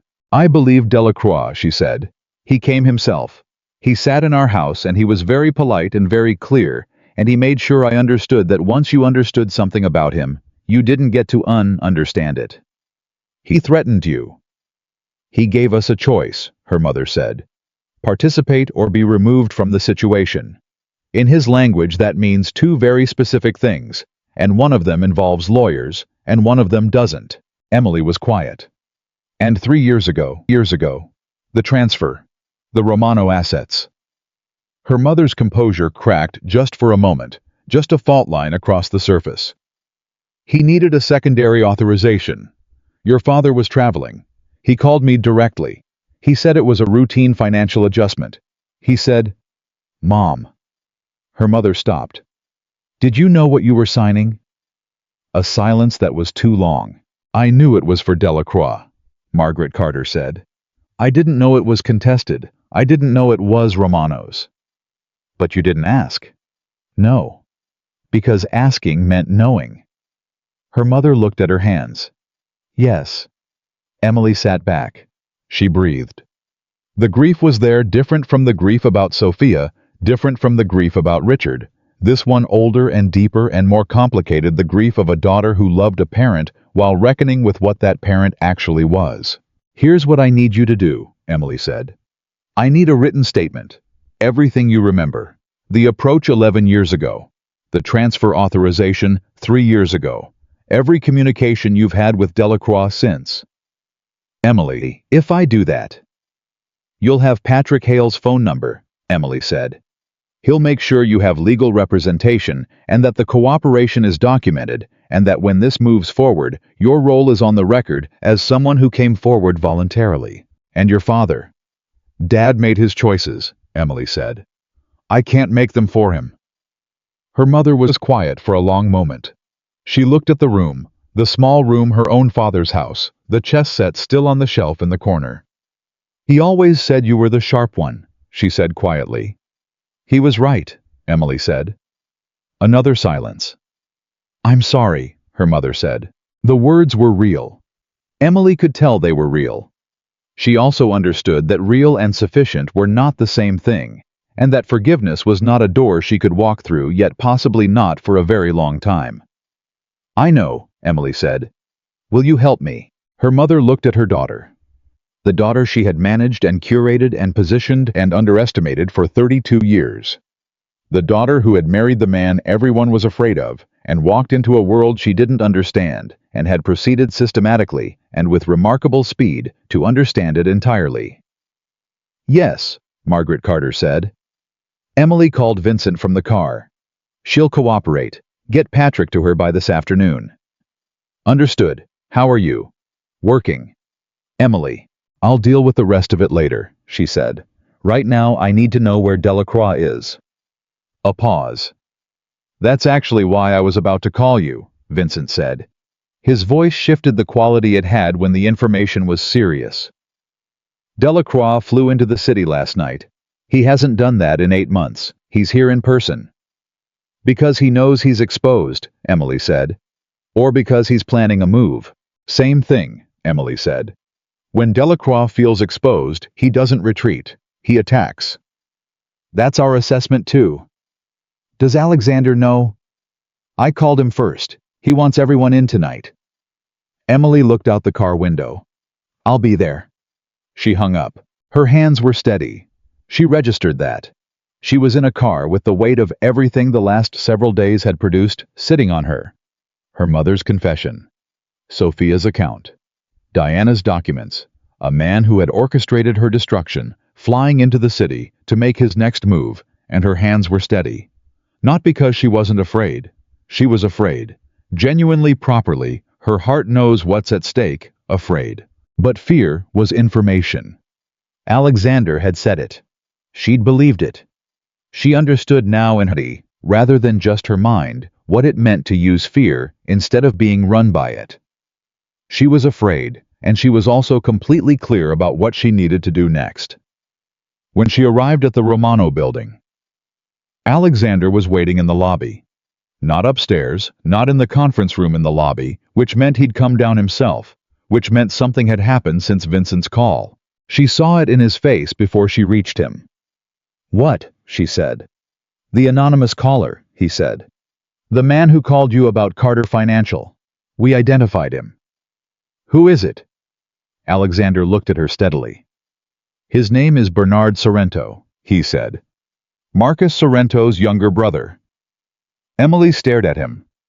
"Helena Sorrento's brother-in-law." "Yes." "He's inside the Sorrento network. He has been for 20 years. "Yes." "So the information he gave us was real," Alexander said. "We've verified it independently now through Diana's records. The information is genuine. But Bernard Sorrento didn't call you because he wants Delacroix taken down for our benefit. He called because Marcus and Helena want Delacroix taken down," Emily said. "The Sorrento network wants the Romano assets too. They want us to remove Delacroix so they can move into the space he leaves." "Yes," Alexander said. Emily was quiet for 3 seconds. "So we're being used by 2 sides simultaneously." "Apparently." "The information is still real." "Yes." "Then we use it," she said. "And we're careful not to remove Delacroix in a way that creates space the Sorrentos can fill. Patrick is already working on that." "Good." She looked at him. "You're not surprised I'm not falling apart over this?" "I stopped being surprised by you some time ago," he said. She held his gaze. "How long ago?" He looked at her for a moment. Really looked at her the way he sometimes did when he thought she wasn't paying full attention. The kind of looking that was different from assessment that had something else running underneath it. "The diner," he said. "You set the champagne glass down without making a sound. That's when I stopped being surprised." Emily Carter. Romano stood in the lobby of her husband's building with a case building toward a conclusion that was going to break open her family and bring down one of the most dangerous men in the city, surrounded on all sides by forces moving toward their own separate outcomes. And she looked at the man she had married in a deal and thought about how wrong she'd been to think she understood what this was going to become. She hadn't known. She hadn't known who Alexander Romano was going to turn out to be in the months since that diner. She hadn't known that trust could build between two people this fast, under this much pressure in conditions this complicated. She hadn't known that she would stand in this lobby feeling afraid and prepared and grieving, and more like herself than she had ever felt in 32 years of the other life. "What happens tonight in the meeting?" she asked. "We decide how to move," he said. "All of us together." "And Delacroix?" "He moved first 3 years ago," Alexander said. "He moved first 6 months ago when he had Sophia approached. He's been moving first this whole time." He paused. "Tonight we stop letting him." Emily nodded. "Then let's go up." She walked toward the elevator. He fell into step beside her. Two people moving in the same direction toward the same thing, carrying the weight of everything that had built to this point. The betrayal, the discovery, the reckoning, the grief, the slow and not quite nameable thing, growing between them that neither of them had planned and both of them could feel. The elevator doors opened. They walked in together. And somewhere across the city, Edouard Delacroix was making his own plans, unaware that the woman he'd tried to remove from the board had not only stayed in the game, but had become its most dangerous player. He had made one critical error from the beginning. He had underestimated what Emily Carter was capable of when someone finally gave her room to move. That mistake was about to cost him everything. The meeting that night ran until past midnight. 7 people around the table: Alexander, Emily, Vincent, Patrick Hale, Diana, Reyes, and 2 men from Alexander's inner circle that Emily had met only in passing, but understood by now were the kind of men who solved problems that didn't have legal solutions. She didn't ask about the specifics of what they did. She understood that some machinery needed to run without her fingerprints on it. What she did ask about was the timeline. "How long before Delacroix makes a move?" she said, cutting across a legal discussion between Patrick and Diana that had been circling the same point for 10 minutes. Everyone looked at her. Patrick stopped mid-sentence. "Vincent," she said, "your best estimate." Vincent didn't hesitate. 72 hours, maybe less. He's here in person, which means he's not managing this remotely anymore. He's here because something shifted and he needs to control it directly. "What shifted?" "You," Vincent said simply. "Your marriage, your mother meeting with you. Delacroix has sources in this city, and some of them are close enough to have noticed the activity around Carter Financial. He doesn't know exactly what we have yet, but he knows we're looking." "So his move is going to be preemptive," Emily said. "Yes. He's going to try to discredit the documents before we can use them," she said. "Challenge my standing as trustee. Create a counter-narrative. Make it about the Romano organization's credibility rather than Carter Financial's records." "That's our assessment," Patrick said. "He has lawyers in this city, good ones.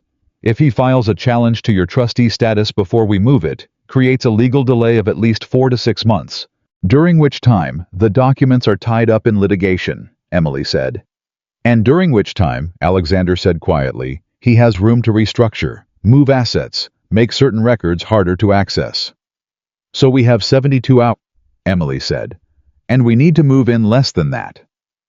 "Moving in less than 72 hours means filing before the documentation is fully prepared," Patrick said carefully. "How close is it to ready?" 80%, Diana said. "Maybe 85. What's missing?" "The chain of authorization on the 3-year-old transfer needs one more supporting document. A communication record that links Delacroix personally to the instruction. Right now, we have the Carter Financial end, but not the originating order." Emily looked at Alexander. "Bernard Sorrento," she said. Alexander's expression shifted. "He gave us the lead. He may have the documentation. He called me because he wants Delacroix gone. He wants us to do the work, but he's sitting on evidence that would close the chain." "He won't give it voluntarily," Vincent said. "Not without something in return."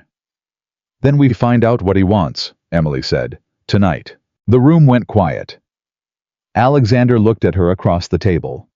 She could see him calculating not whether it was a good idea, but whether it was safe for her specifically. She recognized the expression now. It was the one he got when his strategic mind and something else were running simultaneously, and the something else was concerned about her. "I'll make the call," she said before he could object. He called me once. He'll pick up if it's my number. Emily. Alexander, we have 72 hours. She held his gaze. Let me work. A beat. 2 beats. Speaker, he said. I want to hear it. She called Bernard Sorrento at 11:47 at night. He picked up on the 3rd ring, which meant he'd been awake and expecting something. Mrs. Romano, he said. You gave me real information, Emily said. I verified it. Now I need the rest of it. A pause. The rest of it. The originating communication. The order that started the Carter financial transfer 3 years ago. You have it, or you know who does. Silence. The particular silence of someone deciding how much to show. That's a significant ask, Bernard said. I know. What do you want for it? Mrs. Romano, this isn't... Mr. Sorrento. Emily said. It's almost midnight and Delacroix is in the city. We both know what that means. Whatever leverage you've been holding while you waited for the right moment. Your window to use it is about 60 hours wide and closing. So let's not pretend this is a negotiation that has the luxury of time. Another silence. Longer. The Romano organization, Bernard said carefully, has interests in 3 port logistics operations that currently sit in a contested structure. If those interests were formally recognized and the Sorrento network was given operational partnership. You want a seat at the table, Emily said. A specific seat, documented. Emily looked at Alexander. He was already writing something on a notepad. He turned it toward her. She read it. She looked back at the phone. 2 of the 3 operations, she said. Not all 3. And partnership, not control. Terms to be negotiated after the documentation is delivered and verified, not before. A pause. All 3. 2. Emily said. Final offer. And Mr. Sorrento, if the documentation isn't what you say it is, the offer disappears and you've spent your leverage on nothing. Think carefully. The silence this time was 45 seconds. Emily counted. I'll have someone deliver it to Vincent Greco by 6 tomorrow morning, Bernard said. Thank you, Emily said. Good night. She hung up. The room exhaled. Patrick Hale looked at her with the expression of a man recalibrating his assumptions. 2 of 3, he said. How did you know he'd take 2? Because he asked for 3, she said simply. People who want 3 always ask for 4. He asked for 3, which meant 2 was where he'd land. Vincent made a sound that might have been a laugh in a different context. Alexander was looking at her with an expression she didn't have a full name for yet. Something that had been building for weeks. Something that wasn't just professional respect or strategic appreciation. Something that sat deeper than either of those things. She didn't name it. Not yet. We file as soon as Diana confirms the documentation, she said, turning back to the table.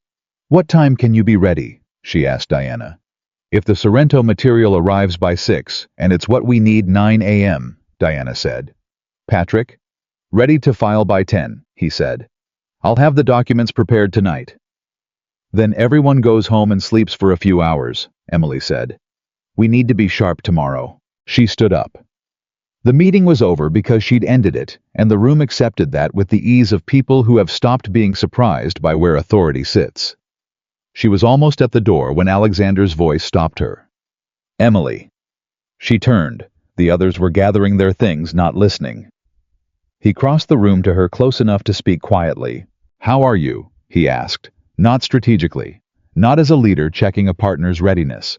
The question was personal in a way that landed differently against everything the evening had been. I don't know yet, she said honestly. Ask me again tomorrow when this is done. I will, he said. She looked at him for a moment. Alexander, when this is over, the legal case, the filing, all of it, what happens next? What do you mean?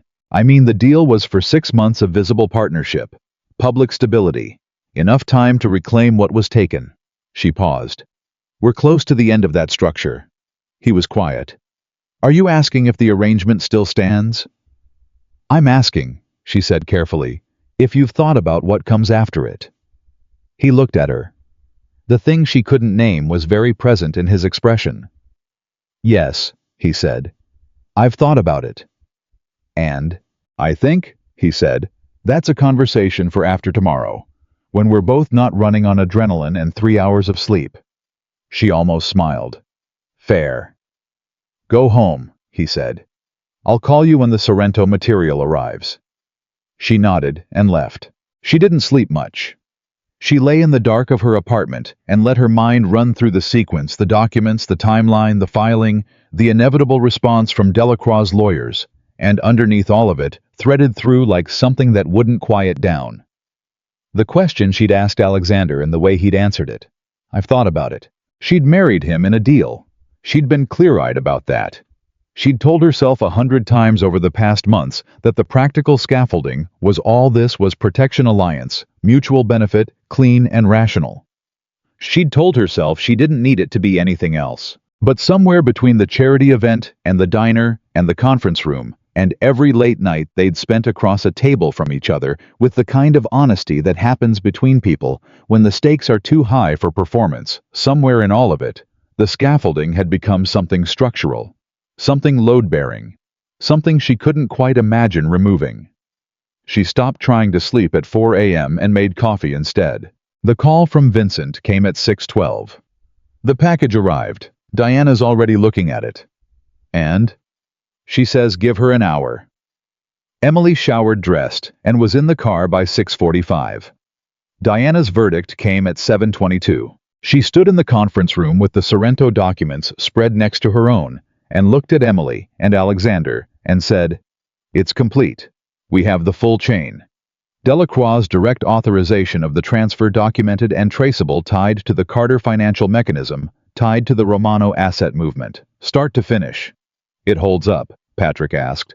"It holds up in any court in this country," Diana said. "This is the most complete financial crime documentation I've seen in 20 years of this work." The room was very still. Then Emily said, "File it." Patrick Hale filed at 9:58 a.m.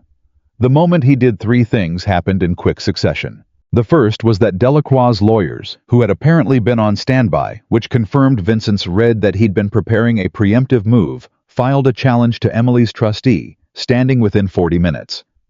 They were 40 minutes too late, and the challenge was filed against a structure that had already been superseded by the morning's action. Patrick had anticipated this and built a legal wall around it 48 hours earlier. The second was that Emily's father called her. His voice when she answered was the voice of a man who had just been told something that had rearranged everything he understood about his situation. "Emily," he said, "what have you done?" "I exposed the truth," she said, "which is what you were always afraid I would do." "Do you understand what this means for the company, for this family?" "Dad," she said, "the company has been a mechanism for financial crimes for 11 years. That's not something I did to the family. That's something you and Mom did. And Delacroix. I just made sure there's a record. You've destroyed us. I've documented what was already broken," she said. "If you want to help yourself now, call Patrick Hale. He'll tell you your options." "Patrick Hale works for Romano." "He works for the law," Emily said. "That's the only thing that matters right now." She hung up. Her hands were steady. She noticed that again, the steadiness, and understood it wasn't numbness. It was the particular calm of someone who has made a decision they don't regret, even though the cost is real and visible and sitting heavy in their chest. The third thing that happened was that Edouard Delacroix called her directly. She was sitting in her car outside the Romano building when the call came in. Unknown number, but she knew before she answered. "Mr. Delacroix," she said. A brief pause. "You know who I am." "I've known for some time," she said. His voice was exactly what she'd expected. Controlled, deliberate, the voice of a man who had spent decades making people feel the weight of his attention. "You've moved very quickly, Mrs. Romano." "I had good information," she said. "You had information that was given to you," he said, "by people with their own interests. The information was accurate regardless of their interests. The filing this morning," he said, "is not the end of this." "I know," she said. "There are things in your family's history that haven't been touched yet, things that reflect on you personally. I want you to understand that I have access to those things." Emily was quiet for a moment. "Mr. Delacroix, I've spent the last several months uncovering what my family has been part of. I don't think you have anything that would surprise me at this point. You might be wrong about that. I might be, she agreed calmly. But here's what I know for certain. The documentation filed this morning is in the hands of 3 separate legal entities and 2 regulatory bodies and 1 journalist I trust completely. You can come after me personally. You can find whatever you have and use it, and it won't change what's already in motion. She paused. You should have left me alone after the engagement party. I wasn't a threat to you then. I was just a woman whose life you'd disrupted. A silence. You made me into this, she said. I think that's something you should sit with. She hung up. She sat in the car for a moment. She was shaking slightly. She noticed it now that the call was over, the adrenaline finding its way out through her hands. She pressed them flat against her thighs and breathed. She had just told Edouard Delacroix to his face that he had created his own problem, and she had meant every word. Her phone buzzed. Alexander. I heard about the call, he said. Vincent monitors Delacroix's outgoing. I assumed. Are you all right? Getting there, she said. He's going to come at us again. Maybe not through legal channels this time. I know. I've already moved people.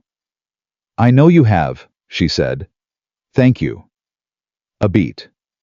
You told him he made you into this. He did. Most people wouldn't have said it directly to his face. I'm not most people, she said. No, Alexander said. You're not. She could hear something in his voice that she'd been hearing more frequently in the past weeks, something underneath the directness, underneath the strategy, something he hadn't said out loud yet, and she hadn't named out loud yet, a thing that was happening between them, whether either of them had planned it or not. Come upstairs, he said. There's something I need to tell you. She went up. Hal was alone in his office. Vincent and the others were elsewhere. She could feel the building was busy around them, the machine of the Romano organization responding to the morning's events. But in this room, it was just the 2 of them, and whatever he'd called her up to say. Sit down, he said. She sat. He stood with his back to the window for a moment before he turned to face her. She recognized it was the posture of someone who has been thinking about how to say something and has decided to stop preparing and just say it. 3 years ago, he said. When the assets were taken, I told Vincent it was a setback, a temporary loss. I told everyone who worked for me that we would recover and rebuild and reclaim what was ours. He paused. What I didn't tell anyone was that there were 2 months in there when I genuinely didn't know if we were going to survive it. Not financially, personally. There were 2 months when I wasn't sure I had anything left worth fighting for. Emily said nothing. She held the space for what he was saying. And then I started planning, he said. Slowly. I started building toward a way back. And part of that plan, a small part I thought, was finding the right alliance. A marriage that would signal stability. He looked at her directly. I told myself it was purely strategic. I told myself I was picking the right candidate the same way I'd pick any other business partnership. But, she said quietly, but I watched you walk into that room at the engagement party, he said, and end something in front of 300 people because it was the honest thing to do. And I thought, he stopped. He started again. I thought that's a person who doesn't perform. In a world where everyone performs, I watched someone simply tell the truth. And I followed her to a diner because I couldn't explain to myself why I needed to, but I needed to. The office was very quiet. Alexander, she said. I'm telling you this, he said, because this morning you asked what comes after the arrangement, and I want to be honest with you before the situation gets any more complicated. The arrangement became something else for me some time ago. I don't know exactly when, but it did. And I think you should know that. Emily looked at him. She looked at him the way she looked at things she needed to understand fully, completely, without the protective layer of managed distance she'd carried her whole life. She saw a man who had lost something enormous and rebuilt himself around the plan to recover it, and had not expected anywhere inside that plan to find another person he could be honest with. A man who was telling her the truth because he'd watched her choose truth at enormous cost and had decided she deserved the same. I know, she said. He looked at her. You know, I've known for a while, she said. I just didn't know what to do with it. I've never been in something real before. Everything in my life before this was performed. I didn't know what it felt like when something was actual. Does it feel? Yes, she said before he could finish. Whatever you were going to ask. Yes. He exhaled. Just slightly, just enough that she could see the thing he'd been holding release. We still have a situation to manage, she said. Yes. Delacroix isn't done. No. And my family is going to be a legal catastrophe for a while. Yes. So we deal with all of that, she said. And we do it together. And we figure out what this is on the other side of it. He looked at her steadily. Together, he said. Together, she confirmed. What neither of them knew, what was impossible to know in that office in that moment, was that Delacroix's response was already in motion. That in the 3 hours since the filing, he had made 2 phone calls, and those calls had set something in play that wasn't legal, wasn't financial, and wasn't directed at either of them. It was directed at Diana Reyes. Vincent's call came 40 minutes later. Emily and Alexander were still in his office working through the afternoon's responses when Vincent's number appeared on Alexander's screen, and Alexander picked up immediately because Vincent never called during a working session unless it was urgent. Diana, Vincent said. Someone got to her building. They didn't get past the protection we have in place. She's fine, she's safe, but there was a clear attempt to access her apartment. Alexander was already on his feet. Who? 2 men. No IDs. One got away. One of my people has the other. Where is Diana now? With my team. Safe house. She's shaken but unharmed. Emily stood up. Delacroix just escalated, she said. Yes, Vincent said. This is no longer a legal dispute. Alexander looked at Emily. She could see him calculating not the situation, but her. Whether she was going to panic. Whether this was the moment she understood what world she was actually in. She met his eyes and made sure he could read her clearly. What do we need to do? He held her gaze for 1 second. Then he turned to the phone. Vincent, move everyone. I want all our exposed people relocated in the next 3 hours. Diana stays at the safe house. Get Patrick somewhere secure. And find out who those 2 men were. Already working on it, Vincent said. The man your team has. He's talking, Vincent said simply. He'll have a name for us within the hour. Emily didn't ask what talking meant in this context. She understood that some machinery needed to run without her asking about it. What about the filing? She said. Delacroix sending people after Diana means he's trying to challenge the credibility of the documentation. If something happened to her, he'd claim the records were already addressed, Alexander said. The filing is documented with 3 separate copies, none of which depend on Diana's personal testimony to stand. Her analysis is supporting evidence.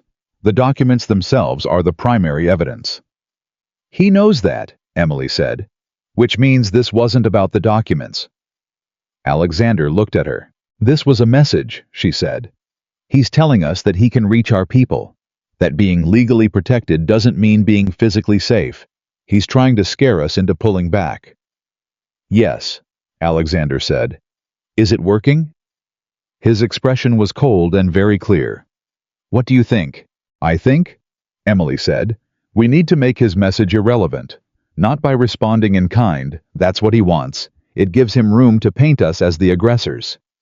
But by accelerating the legal timeline so fast that there's no longer anything for him to threaten us about. Patrick filed this morning. The process has its own timeline. Patrick filed with the civil structure, Emily said. I want to know if there's a way to bring in a federal interest. The money laundering documented in those records 11 years of pass-through transactions, that's not just a civil matter.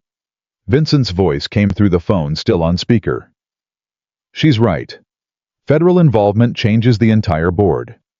Delacroix's lawyers can delay a civil action for months. They can't delay a federal investigation the same way. Who do we call? Emily asked. I have a contact, Alexander said. Someone I've been careful never to need before. Need them now, Emily said. He looked at her. If I make this call, it changes the nature of what we are to the authorities. We go from interested parties to cooperating witnesses in a federal investigation. It means exposure for the Romano organization, too. Things we'd rather keep private. Things that are less damaging than what Delacroix has, Emily said. And things that buy us federal protection, which is currently the only kind of protection that matters. The silence in the office was the kind that means a decision is being made that can't be unmade. Yes, Alexander said finally. You're right. He picked up a separate phone, not his regular one, something older kept in a desk drawer, and dialed from memory. The call connected after 4 rings. It's Romano, he said. I need a meeting, today. A pause. Yes, both of us. He hung up. Emily looked at him. Both of us. He'll want to meet the person who built the case, Alexander said. And frankly, he looked at her with something that was direct and honest, and just a little bit like wonder. You're better in a room than I am right now. You always know exactly what to say. I know what's true, she said. That's all. In my experience, he said quietly, that's everything. The federal contact was a man named Rourke. Emily never got a first name who met them in a building she didn't recognize in a part of the city.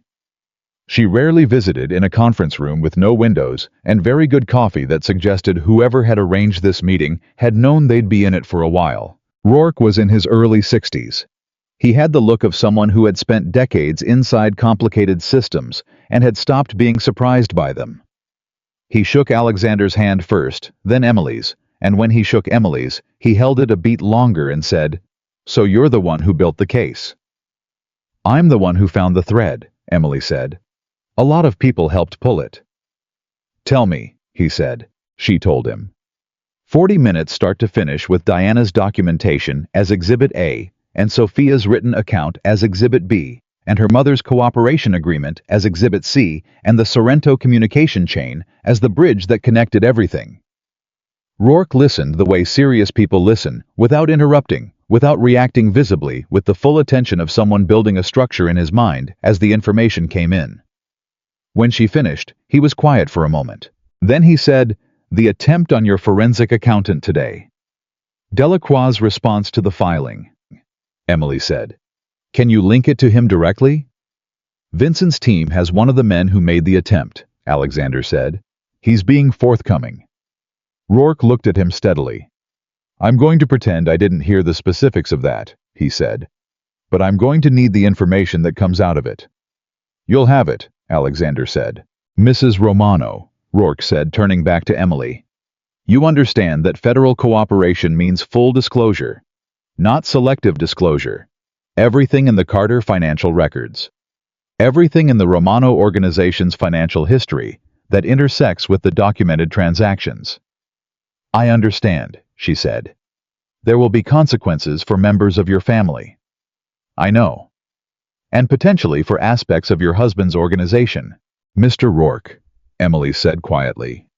I've spent the last several months discovering that the people I trusted most were doing things I didn't know about and would never have approved. I'm not here to protect a structure. I'm here to make sure the right things are on the record. Whatever that costs, it costs. Rourke looked at her for a long moment. He had the face of a man who had heard a lot of statements in rooms like this and had learned to distinguish the ones that were real from the ones that were performed. He apparently found what he was looking for. All right, he said. We'll open an investigation, formally. You'll have federal protection for your key witnesses starting tonight. Diana Reyes, Emily said immediately. First name on the list, he confirmed. He stood and buttoned his jacket. Mr. Romano, I'm going to need a separate conversation with you in the next 48 hours about the Romano organization's cooperative status. My lawyer will be available, Alexander said. Good. He paused. Mrs. Romano. She looked up. Delacroix has been operating in this city for 20 years, Rourke said. 11 years specifically with the Carter financial mechanism. In that time, 3 separate attempts to build a case against him have failed at the documentation stage. He paused. Yours didn't. She held his gaze. No, she said. It didn't. He nodded once and left. Emily and Alexander sat alone in the conference room. The building was quiet around them. She could feel the day in her body, the weight of every hour of it, every call and decision, and the specific emotional labor of confronting her mother and hearing from Delacroix and sitting in this room telling a federal agent the truth in complete detail. "Are you tired?" Alexander asked. "Extremely," she said. "We should—" "1 minute," she said.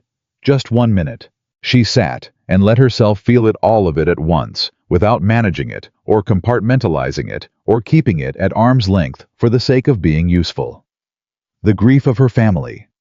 The grief of the life she'd thought she was going to have before that engagement party. The strange and real and growing thing between her and Alexander. The knowledge that Delacroix wasn't done, and that there were still consequences coming, and that the next weeks were going to be harder in different ways than today had been. All of it. 60 seconds. Then she looked up. "Okay," she said. "Let's go." Alexander stood and offered her his hand, not formally, not as a gesture, just naturally, the way someone does when they've decided they're done pretending they don't want to. She took it. They walked out of the conference room together through the quiet building into the elevator, out into the night air of a city that was continuing without any awareness of what had shifted inside it today. She was still holding his hand when they reached the car. She didn't let go.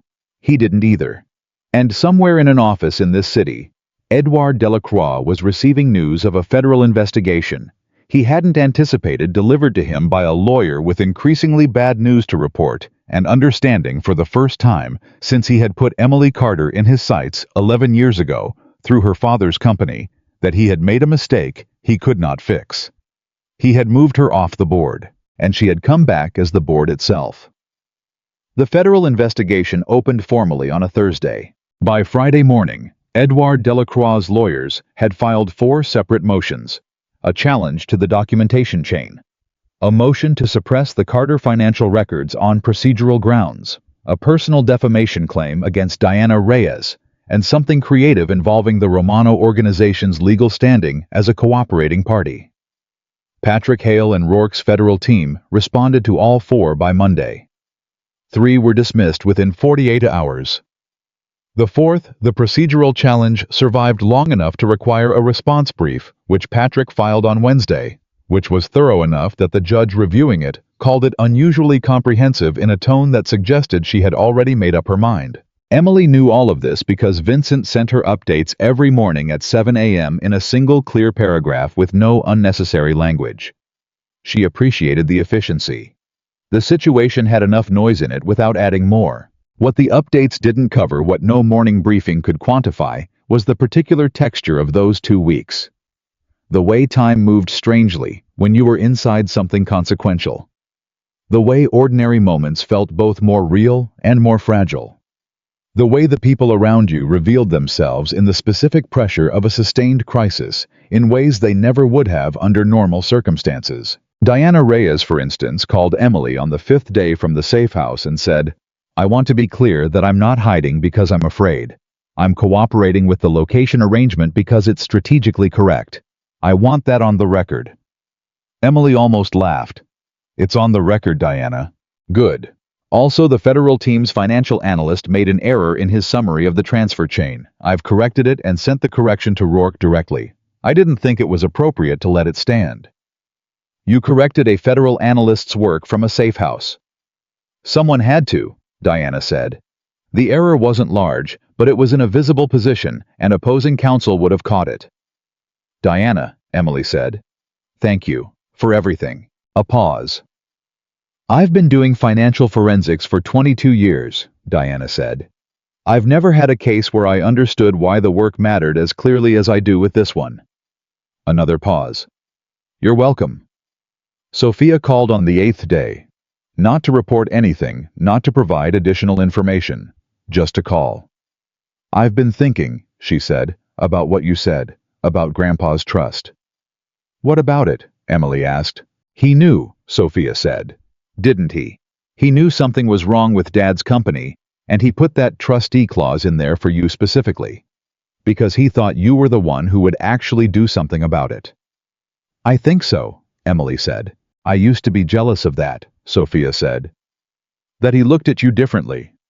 I thought it was because you were older, or because you were smarter, or because... She stopped. I didn't understand that he was trying to hand you something important. I just saw that he looked at you like you were the answer to something, and I wanted that. Sophia, I'm not asking for forgiveness, her sister said quickly. I know I'm not there yet. I wanted you to know that I understand now. What he saw in you. I understand it because I've watched what you've done in the last 2 months. Emily held the phone and said nothing for a moment. Take care of yourself, she said finally. That's all I ask right now. I will, Sophia said. Emily, I'm glad you didn't fall apart. Me too, Emily said. She hung up and sat with that for a while. Her father's legal situation resolved in the way Patrick had predicted, but Emily had hoped against. He was named as a secondary cooperating party in exchange for reduced exposure, which meant he avoided the worst consequences but did not escape them. Carter Financial was placed under receivership. The estate, the one Emily had grown up in, the one where 300 people had stood 3 months ago, watching her end. An engagement was frozen pending resolution of the asset investigation. Her father called once from his lawyer's office to tell her this. His voice was the voice of a man who had been diminished and knew it. Not broken, her father was too controlled for broken, but reduced. The particular reduction of someone who has spent years at a certain altitude and has been brought sharply down to ground level. I want you to know, he said, that I never intended for any of this to fall on you. I know, Emily said. The Delacroix arrangement was supposed to be. Dad, she said gently. I don't need the explanation. I understand what it was. I just need you to cooperate fully with the legal process. Everything else we can figure out over time. A long pause. Your grandfather would have been... I know, Emily said. Goodbye, Dad. She hung up. She didn't cry. She'd already done the grieving for this, for the family she'd thought she had, versus the one she'd actually had in pieces over the past weeks. In the small private moments, she allowed herself between everything else. The grief was real, and it would be with her for a long time. But it wasn't going to stop her. Nothing was going to stop her. The first major legal hearing was set for a Thursday morning, 3 weeks after the initial filing. Emily was there seated beside Patrick at the plaintiff's table, with Alexander in the row directly behind her. She could feel his presence without turning around, the specific quality of his attention. The steadiness of someone who was not performing calm, but actually had it. Had it, because years of crisis had built it into him at a cellular level. Delacroix's legal team was formidable. She had known it would be. 4 attorneys, all senior, all with the particular confidence of people who had made difficult cases disappear before. The lead attorney, a man named Hardcastle, silver-haired and precise, made his opening argument with the fluid ease of someone who had done this in the most high-stakes rooms in the country. He was good. Emily listened to every word.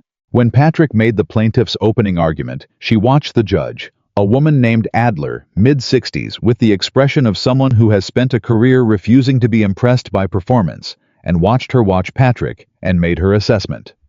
Judge Adler was not going to be moved by style. She was going to be moved by evidence, which was exactly what they had more of than the other side. At a break in the proceedings, Hardcastle passed close to Emily in the hallway. He didn't stop. He didn't look at her directly. But he said quietly enough that only she could hear. Impressive work, Mrs. Romano, genuinely. She looked straight ahead. Thank you, she said. It's a strong case. It is, he said, and kept walking. She told Alexander about it in the elevator afterward. He listened and then said, Hardcastle has never complimented opposing counsel in 30 years of practice. How do you know that? Because I know Hardcastle, he said. We've been on opposite sides before. And he never complimented you. Not once, Alexander said. She looked at him sideways. Should I be flattered or concerned? Both probably, he said. When Hardcastle compliments the opposition, it means he knows the case is lost, and he's positioning himself for the next relationship. He wants a relationship with me. I wants a relationship with whoever wins, Alexander said. In this room, that's you. The hearing went 4 days. On the morning of the fourth day, Judge Adler issued a preliminary ruling that the Carter financial documentation was admissible in its entirety, that Emily's successor trustee standing was valid and had been valid at the time of filing, and that the challenge to Diana Reyes's credibility was without foundation and dismissed with prejudice. The federal case running parallel had its own momentum. Rourke's team had used the civil documentation as a foundation and built upward, and the picture that was emerging was considerably larger than even Emily had known. 11 years of Carter financial transactions was the thread that, once pulled, had unraveled a structure involving 6 separate organizations and financial activity across 4 countries. Delacroix, it emerged, had not just stolen the Romano assets 3 years ago. He had been building toward a consolidation for over a decade, quietly, patiently, using exactly the kind of mechanism that nobody thinks to look at until someone is positioned to audit it. He had needed Carter Financial specifically because of its family trust structure, which created a layer of insulation from direct scrutiny. He had needed Emily out of this picture because she was the one person with both the legal standing, and he had apparently assessed correctly, even then, the intelligence to recognize what she was looking at. He had removed her. She had come back and looked anyway. The moment that Emily understood the full scope of it, not just the Romano assets, not just her family's involvement, but the entire interconnected structure, she sat in a conference room with Vincent and Diana and Rourke's financial analyst, and felt something that wasn't triumph. Triumph was too simple. What she felt was something more like the vertiginous recognition of how large and old a wrong can be, and how much damage it does to the people living inside it who don't even know it's there. Her parents had known they were inside something, but she suspected they hadn't known how large it was.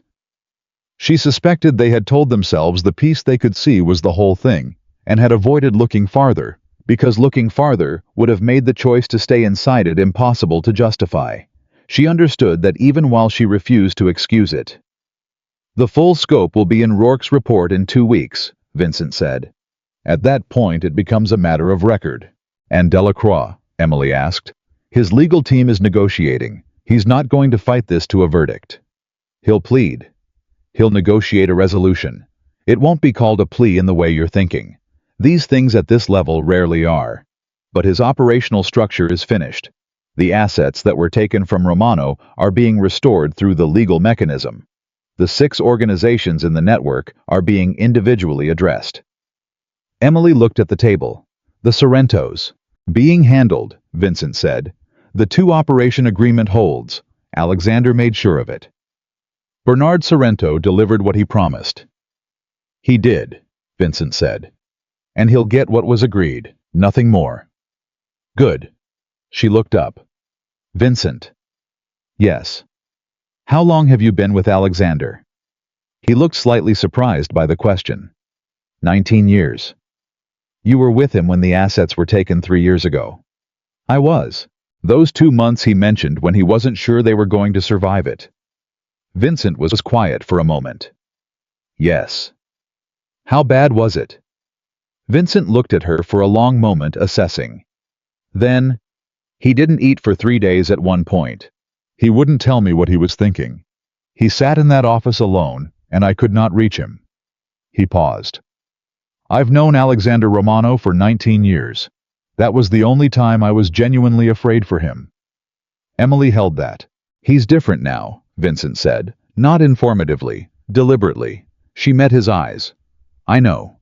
I want you to know," he said carefully, "that in 19 years I have not seen him trust anyone the way he trusts you. I'm not sentimental. I'm telling you because it's relevant." "Relevant how?" "Because," Vincent said, "what you've built together, what happened between you in these months, it's not a transaction anymore. And I think you should hear from someone other than him that it's real." Emily looked at Alexander's second-in-command. The man who had spent 19 years reading situations with complete accuracy and understood that he was not being sentimental. He was being precise. This was Vincent Greco making a factual statement about something he had observed. "Thank you," she said. He nodded once and went back to the documents. The formal resolution of the Delacroix case was announced on a Tuesday 6 weeks after the initial filing. Emily was in Alexander's office when the call came from Patrick. She watched Alexander take it, watched his face as Patrick relayed the terms, watched the specific and complicated expression of a man receiving news he had worked toward for 3 years and hadn't let himself fully believe was coming. He hung up and was quiet for a moment. "The Romano assets are restored," he said. "Formally, legally, all of them." Emily looked at him. "All of them?" "Effective immediately." He set the phone down. 3 years, he said. "Not dramatically. Just factually the way you say something that has been an enormous weight for so long that its absence hasn't quite registered yet." "Alexander," she said.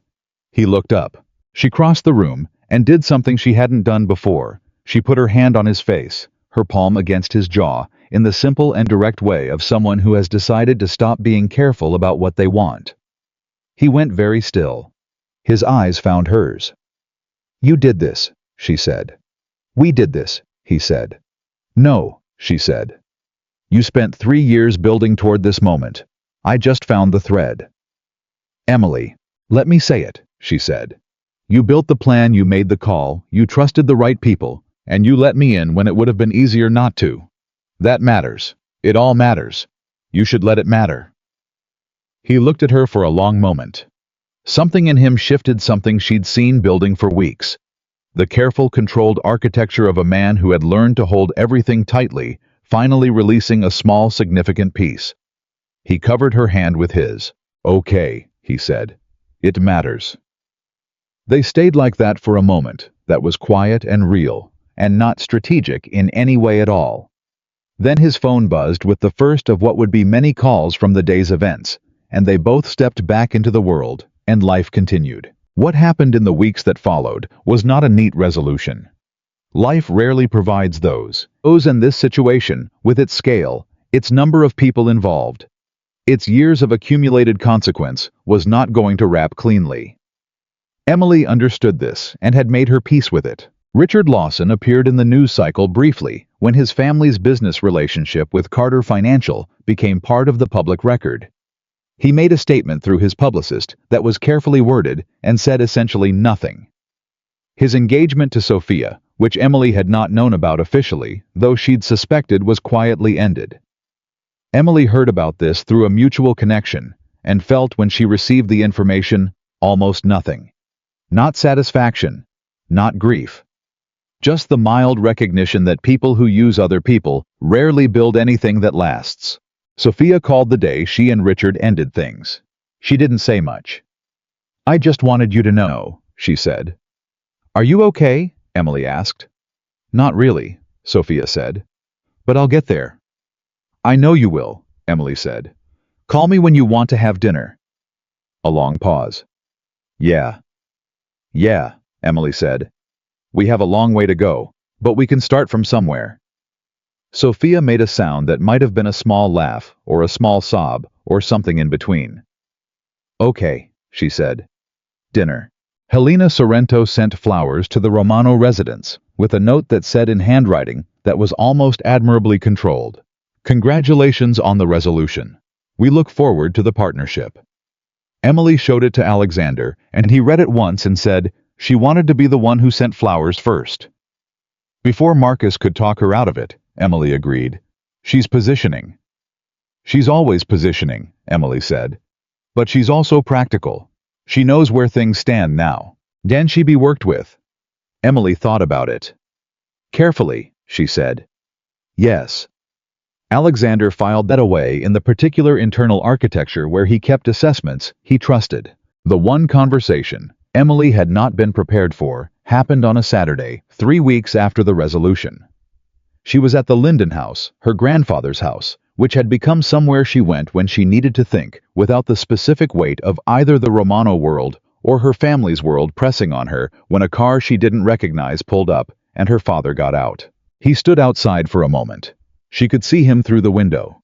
He looked older than she remembered, which she supposed was inevitable. The past months had done that to most of the people she knew. He was wearing ordinary clothes, not the business uniform he'd maintained throughout her entire childhood. And something about that, the absence of the armor, made him look more like a person and less like a position. She opened the door before he knocked. They looked at each other. "I didn't call," he said. "I was afraid you wouldn't answer." "I might not have," she said honestly. "Come in." They sat in the same small living room where she'd sat with her mother. The chess set on the shelf. Her grandfather's particular presence in every detail of the room. Her father looked at the chess set for a long moment. "He taught you here," he said. "Every summer." "He taught me too," her father said. "When I was young. Before things became what they became." "What did things become?" Emily asked. Not aggressively, genuinely. Her father was quiet for a long time. "I wanted to give your mother everything she wanted," he said finally. "And she wanted everything. And Delacroix offered a mechanism that seemed at the time it seemed like something I could manage, something I could control." He looked at his hands. "I was never in control of it. Not for a single day." "I know," Emily said.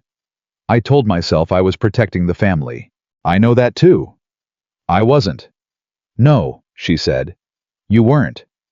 He looked up at her. The expression on his face was the one she'd spent her whole life trying to earn and had never quite managed. Not pride exactly, something more complex. The expression of a parent confronting the full reality of their child for the first time and finding it larger than they expected. "Your grandfather would have been furious with me," he said. "Yes," she agreed. "And proud of you." "Yes," she said again. He nodded slowly. "I'm not asking for forgiveness. I know I'm not there yet. I needed to see you. To see that you're all right." Emily looked at her father, the man who had handed her earrings in a velvet box and told her not to embarrass the family. The man who had stood on the steps and called her a liability. The man who had spent 11 years inside a structure he couldn't get out of and had never once told her the truth about who he was. She felt the grief of it. She didn't push it away. "I'm all right," she said. "I'm more than all right." "I can see that," he said quietly. "Take care of yourself," she said. "Go through the legal process. Be honest. Pay the consequences. And when you're on the other side of it..." She paused. "We can figure out what we are to each other then. I'm not closing that door." He looked at her for a long moment. His eyes were bright in a way that she hadn't seen before, and hoped privately meant something real was happening inside him. "All right," he said. He left 20 minutes later. Emily sat alone in her grandfather's house and let herself feel the full weight of the afternoon. The grief and the love and the anger, and the strange, persistent hope that even broken things can sometimes become something different on the other side of the breaking. She sat there for a long time. Then she called Alexander. "Are you busy?" she said. "No," he said. "Where are you?" "The Linden House." "I'll come." "You don't have to." "Emily." She stopped. "I want to," he said. "That's different from having to." She held the phone. "Okay," she said. "Come." He arrived 40 minutes later, and he didn't ask a lot of questions. He sat beside her on the small couch in her grandfather's house, and she told him about her father's visit, and he listened, the way he always listened, completely without performing sympathy, without filling the silences with noise. Just present. When she finished, he said, "How do you feel?" "Like I'm standing at the beginning of something," she said. "Everything behind me is resolved, not healed, resolved. And everything in front of me is..." She paused. "Open." "Is that good?" "Yes," she said. "It's terrifying and it's good." He looked at her. "Emily." "What?" "I need to say something and I want to say it correctly." She turned to look at him. "Then say it."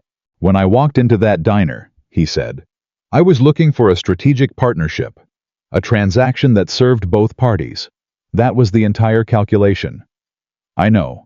What I found," he said, "was something I didn't have a framework for. I don't..." He stopped, started again. "I'm not someone who talks easily about things that matter to me. I have spent my entire adult life in a world where vulnerability is exploited, where anything you admit to wanting becomes the thing someone uses against you." She waited. "But I'm telling you," he said, "that what I want is this. You. This whatever we have built in these months. Not the transaction, not the alliance. You. The room was very quiet. Emily Carter. Romano looked at the man she had married in a desperate deal on the worst night of her life and thought about everything they had been through in the months since that diner, the briefings and the hearings and the late nights and the fear and the discovery that some things cannot be faked, cannot be performed, cannot be sustained through strategy alone.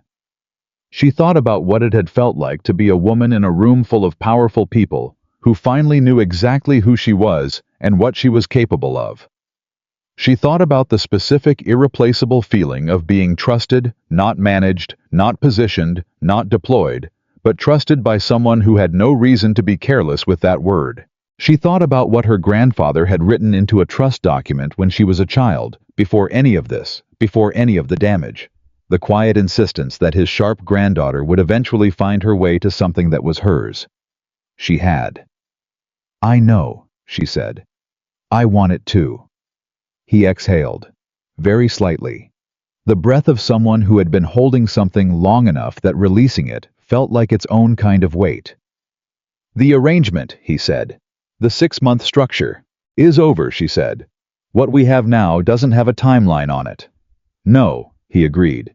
"It doesn't." She leaned into him, not dramatically, not in the performed way of people in rooms designed to be observed, but the simple direct lean of someone who has decided they're done maintaining distance from a thing they want. He put his arm around her, and they sat together in her grandfather's house, while the afternoon light changed around them and the city moved on outside, without knowing anything that had happened, or changed, or been decided. The weeks that followed were the beginning of something new, and compared to everything that had preceded them, almost quiet. The legal resolution finalized. The Romano organization's restored assets were publicly announced, and the business press that had been circling the story for months wrote pieces that were largely accurate but missed, as business press usually does, the human story underneath the financial one. Diana Reyes returned to her regular work declined 3 separate media interview requests, and sent Emily a very short email that said, "It was the most important case of my career. Thank you for letting me be part of it." Emily printed it out and kept it in her desk. Rourke called once, 2 months after the resolution, not with new information, but simply to say that the federal case had produced results significantly beyond what they'd originally anticipated, and that Emily's name appeared in the documentation as the person who had made it possible. "For the record," he said, "you should know your name is in there." "I appreciate that," she said. "Off the record," he said. "I've been in federal work for 31 years. I've never seen someone build a case from nothing with that kind of precision and that kind of speed." A pause. "You would have made an outstanding federal investigator." "I already have a job," she said. He laughed unexpectedly, genuinely. "Yes," he said. "I suppose you do." She thought about that conversation later. A job. What was it exactly that she did now? She was the wife of Alexander Romano, which in the world's simplest description made her the partner of a man who ran a complex and multifaceted organization. But that description missed everything that was true about it. She was the person who had walked into that organization from the outside and had seen what those inside it couldn't see because they were too close. She was the person who had found the thread and pulled it and had built the case that had restored 3 years of stolen history. She was the person who had sat across from her mother and her father and her sister and Rourke and Hardcastle and Delacroix himself, and had known in every room exactly what she was doing and why. She realized doing what she had always been capable of doing and had never been allowed to do before. She was being completely and entirely herself. 6 months after the engagement party that had ended, everything she thought she was. Emily sat in a meeting with Alexander and Vincent and Patrick, and 2 new members of the Romano organization's legitimate business division, and laid out a proposal she had been developing for 3 weeks. A restructuring of the Romano legal operations that would create a formal compliance arm, not to sanitize the organization's history, but to build the next chapter of it on a foundation that didn't require what the last chapter had required. She presented it clearly, specifically, with the financial projections Diana had helped her model and the legal framework Patrick had helped her design. When she finished, the room was quiet. Alexander looked at her across the table.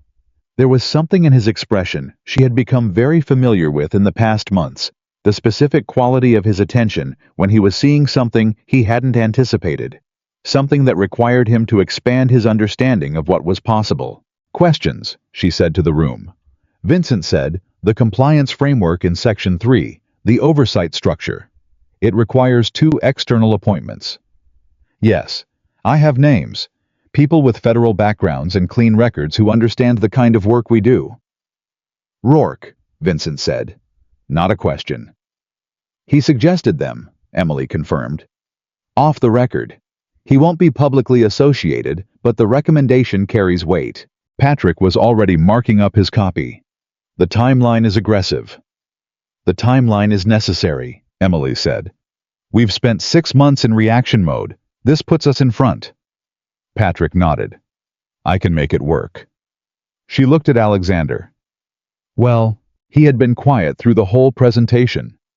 He looked at her now with the expression that had no full name, yet the one she'd been watching develop across his face in the months since Charlie's diner, the one that had gone from careful assessment to something considerably warmer and more open. "When did you build this?" he said. 3 weeks ago I started. I finished it last Thursday. While you were managing the final documentation of the Delacroix resolution, and having dinner with my sister twice," she said, "and calling my father back for the first time." She paused. "I'm good at parallel processing." He looked at her for a long, quiet moment. Then he looked around the room. "Move forward," he said. "Emily leads it." She absorbed that. Emily leads it. Not Emily's proposal, or Emily's idea, or even Emily in a supporting role. Just Emily leads. It was the first time in her life someone with authority had said those 3 words about her without qualification and without a shadow of doubt. She thought about the engagement party. She thought about the champagne glass set down without a sound. She thought about a diner at midnight and a man who had sat down uninvited and looked at her without pity. She thought about her grandfather's chess lessons and his particular belief in the granddaughter. Everyone else was managing carefully, and what he had left her and what she had done with it. She thought about what it had cost and what it had built, and the difference between those 2 things, which was everything. "All right," she said. "Let's begin." The woman who had been rejected for her sister, abandoned by her family, used as a chess piece by men who thought they understood the board, that woman had walked into the hardest year of her life and had not broken, had not performed, had not pretended. She had simply refused to be anything less than what she was. And in refusing, she had changed everything. Not because someone had finally seen her worth. Not because a powerful man had rescued her from the wreckage of her old life. Not because the right circumstances had finally aligned to let her be herself. But because she had looked at the moment when her world ended and understood it for what it actually was. Not a door closing, a cage opening. Emily Carter. Romano walked out of that conference room and into the rest of her life, and she walked with the particular certainty of a woman who has been tested at the deepest level and has discovered without any room for doubt exactly who she is. She was not someone's daughter. She was not someone's fiancée. She was not a liability, or a tool, or a chess piece, or a transaction. She was Emily Carter. Romano, and she had built that name herself from the wreckage of one life and the deliberate construction of another, with her own hands and her own mind, and the unbreakable conviction that truth spoken clearly and without apology is the most powerful thing in any room. Nobody had given her that. She had always had it. She had simply finally decided to use it. And the world, her world rebuilt from the ground up on her own terms, would never be the same. Chai.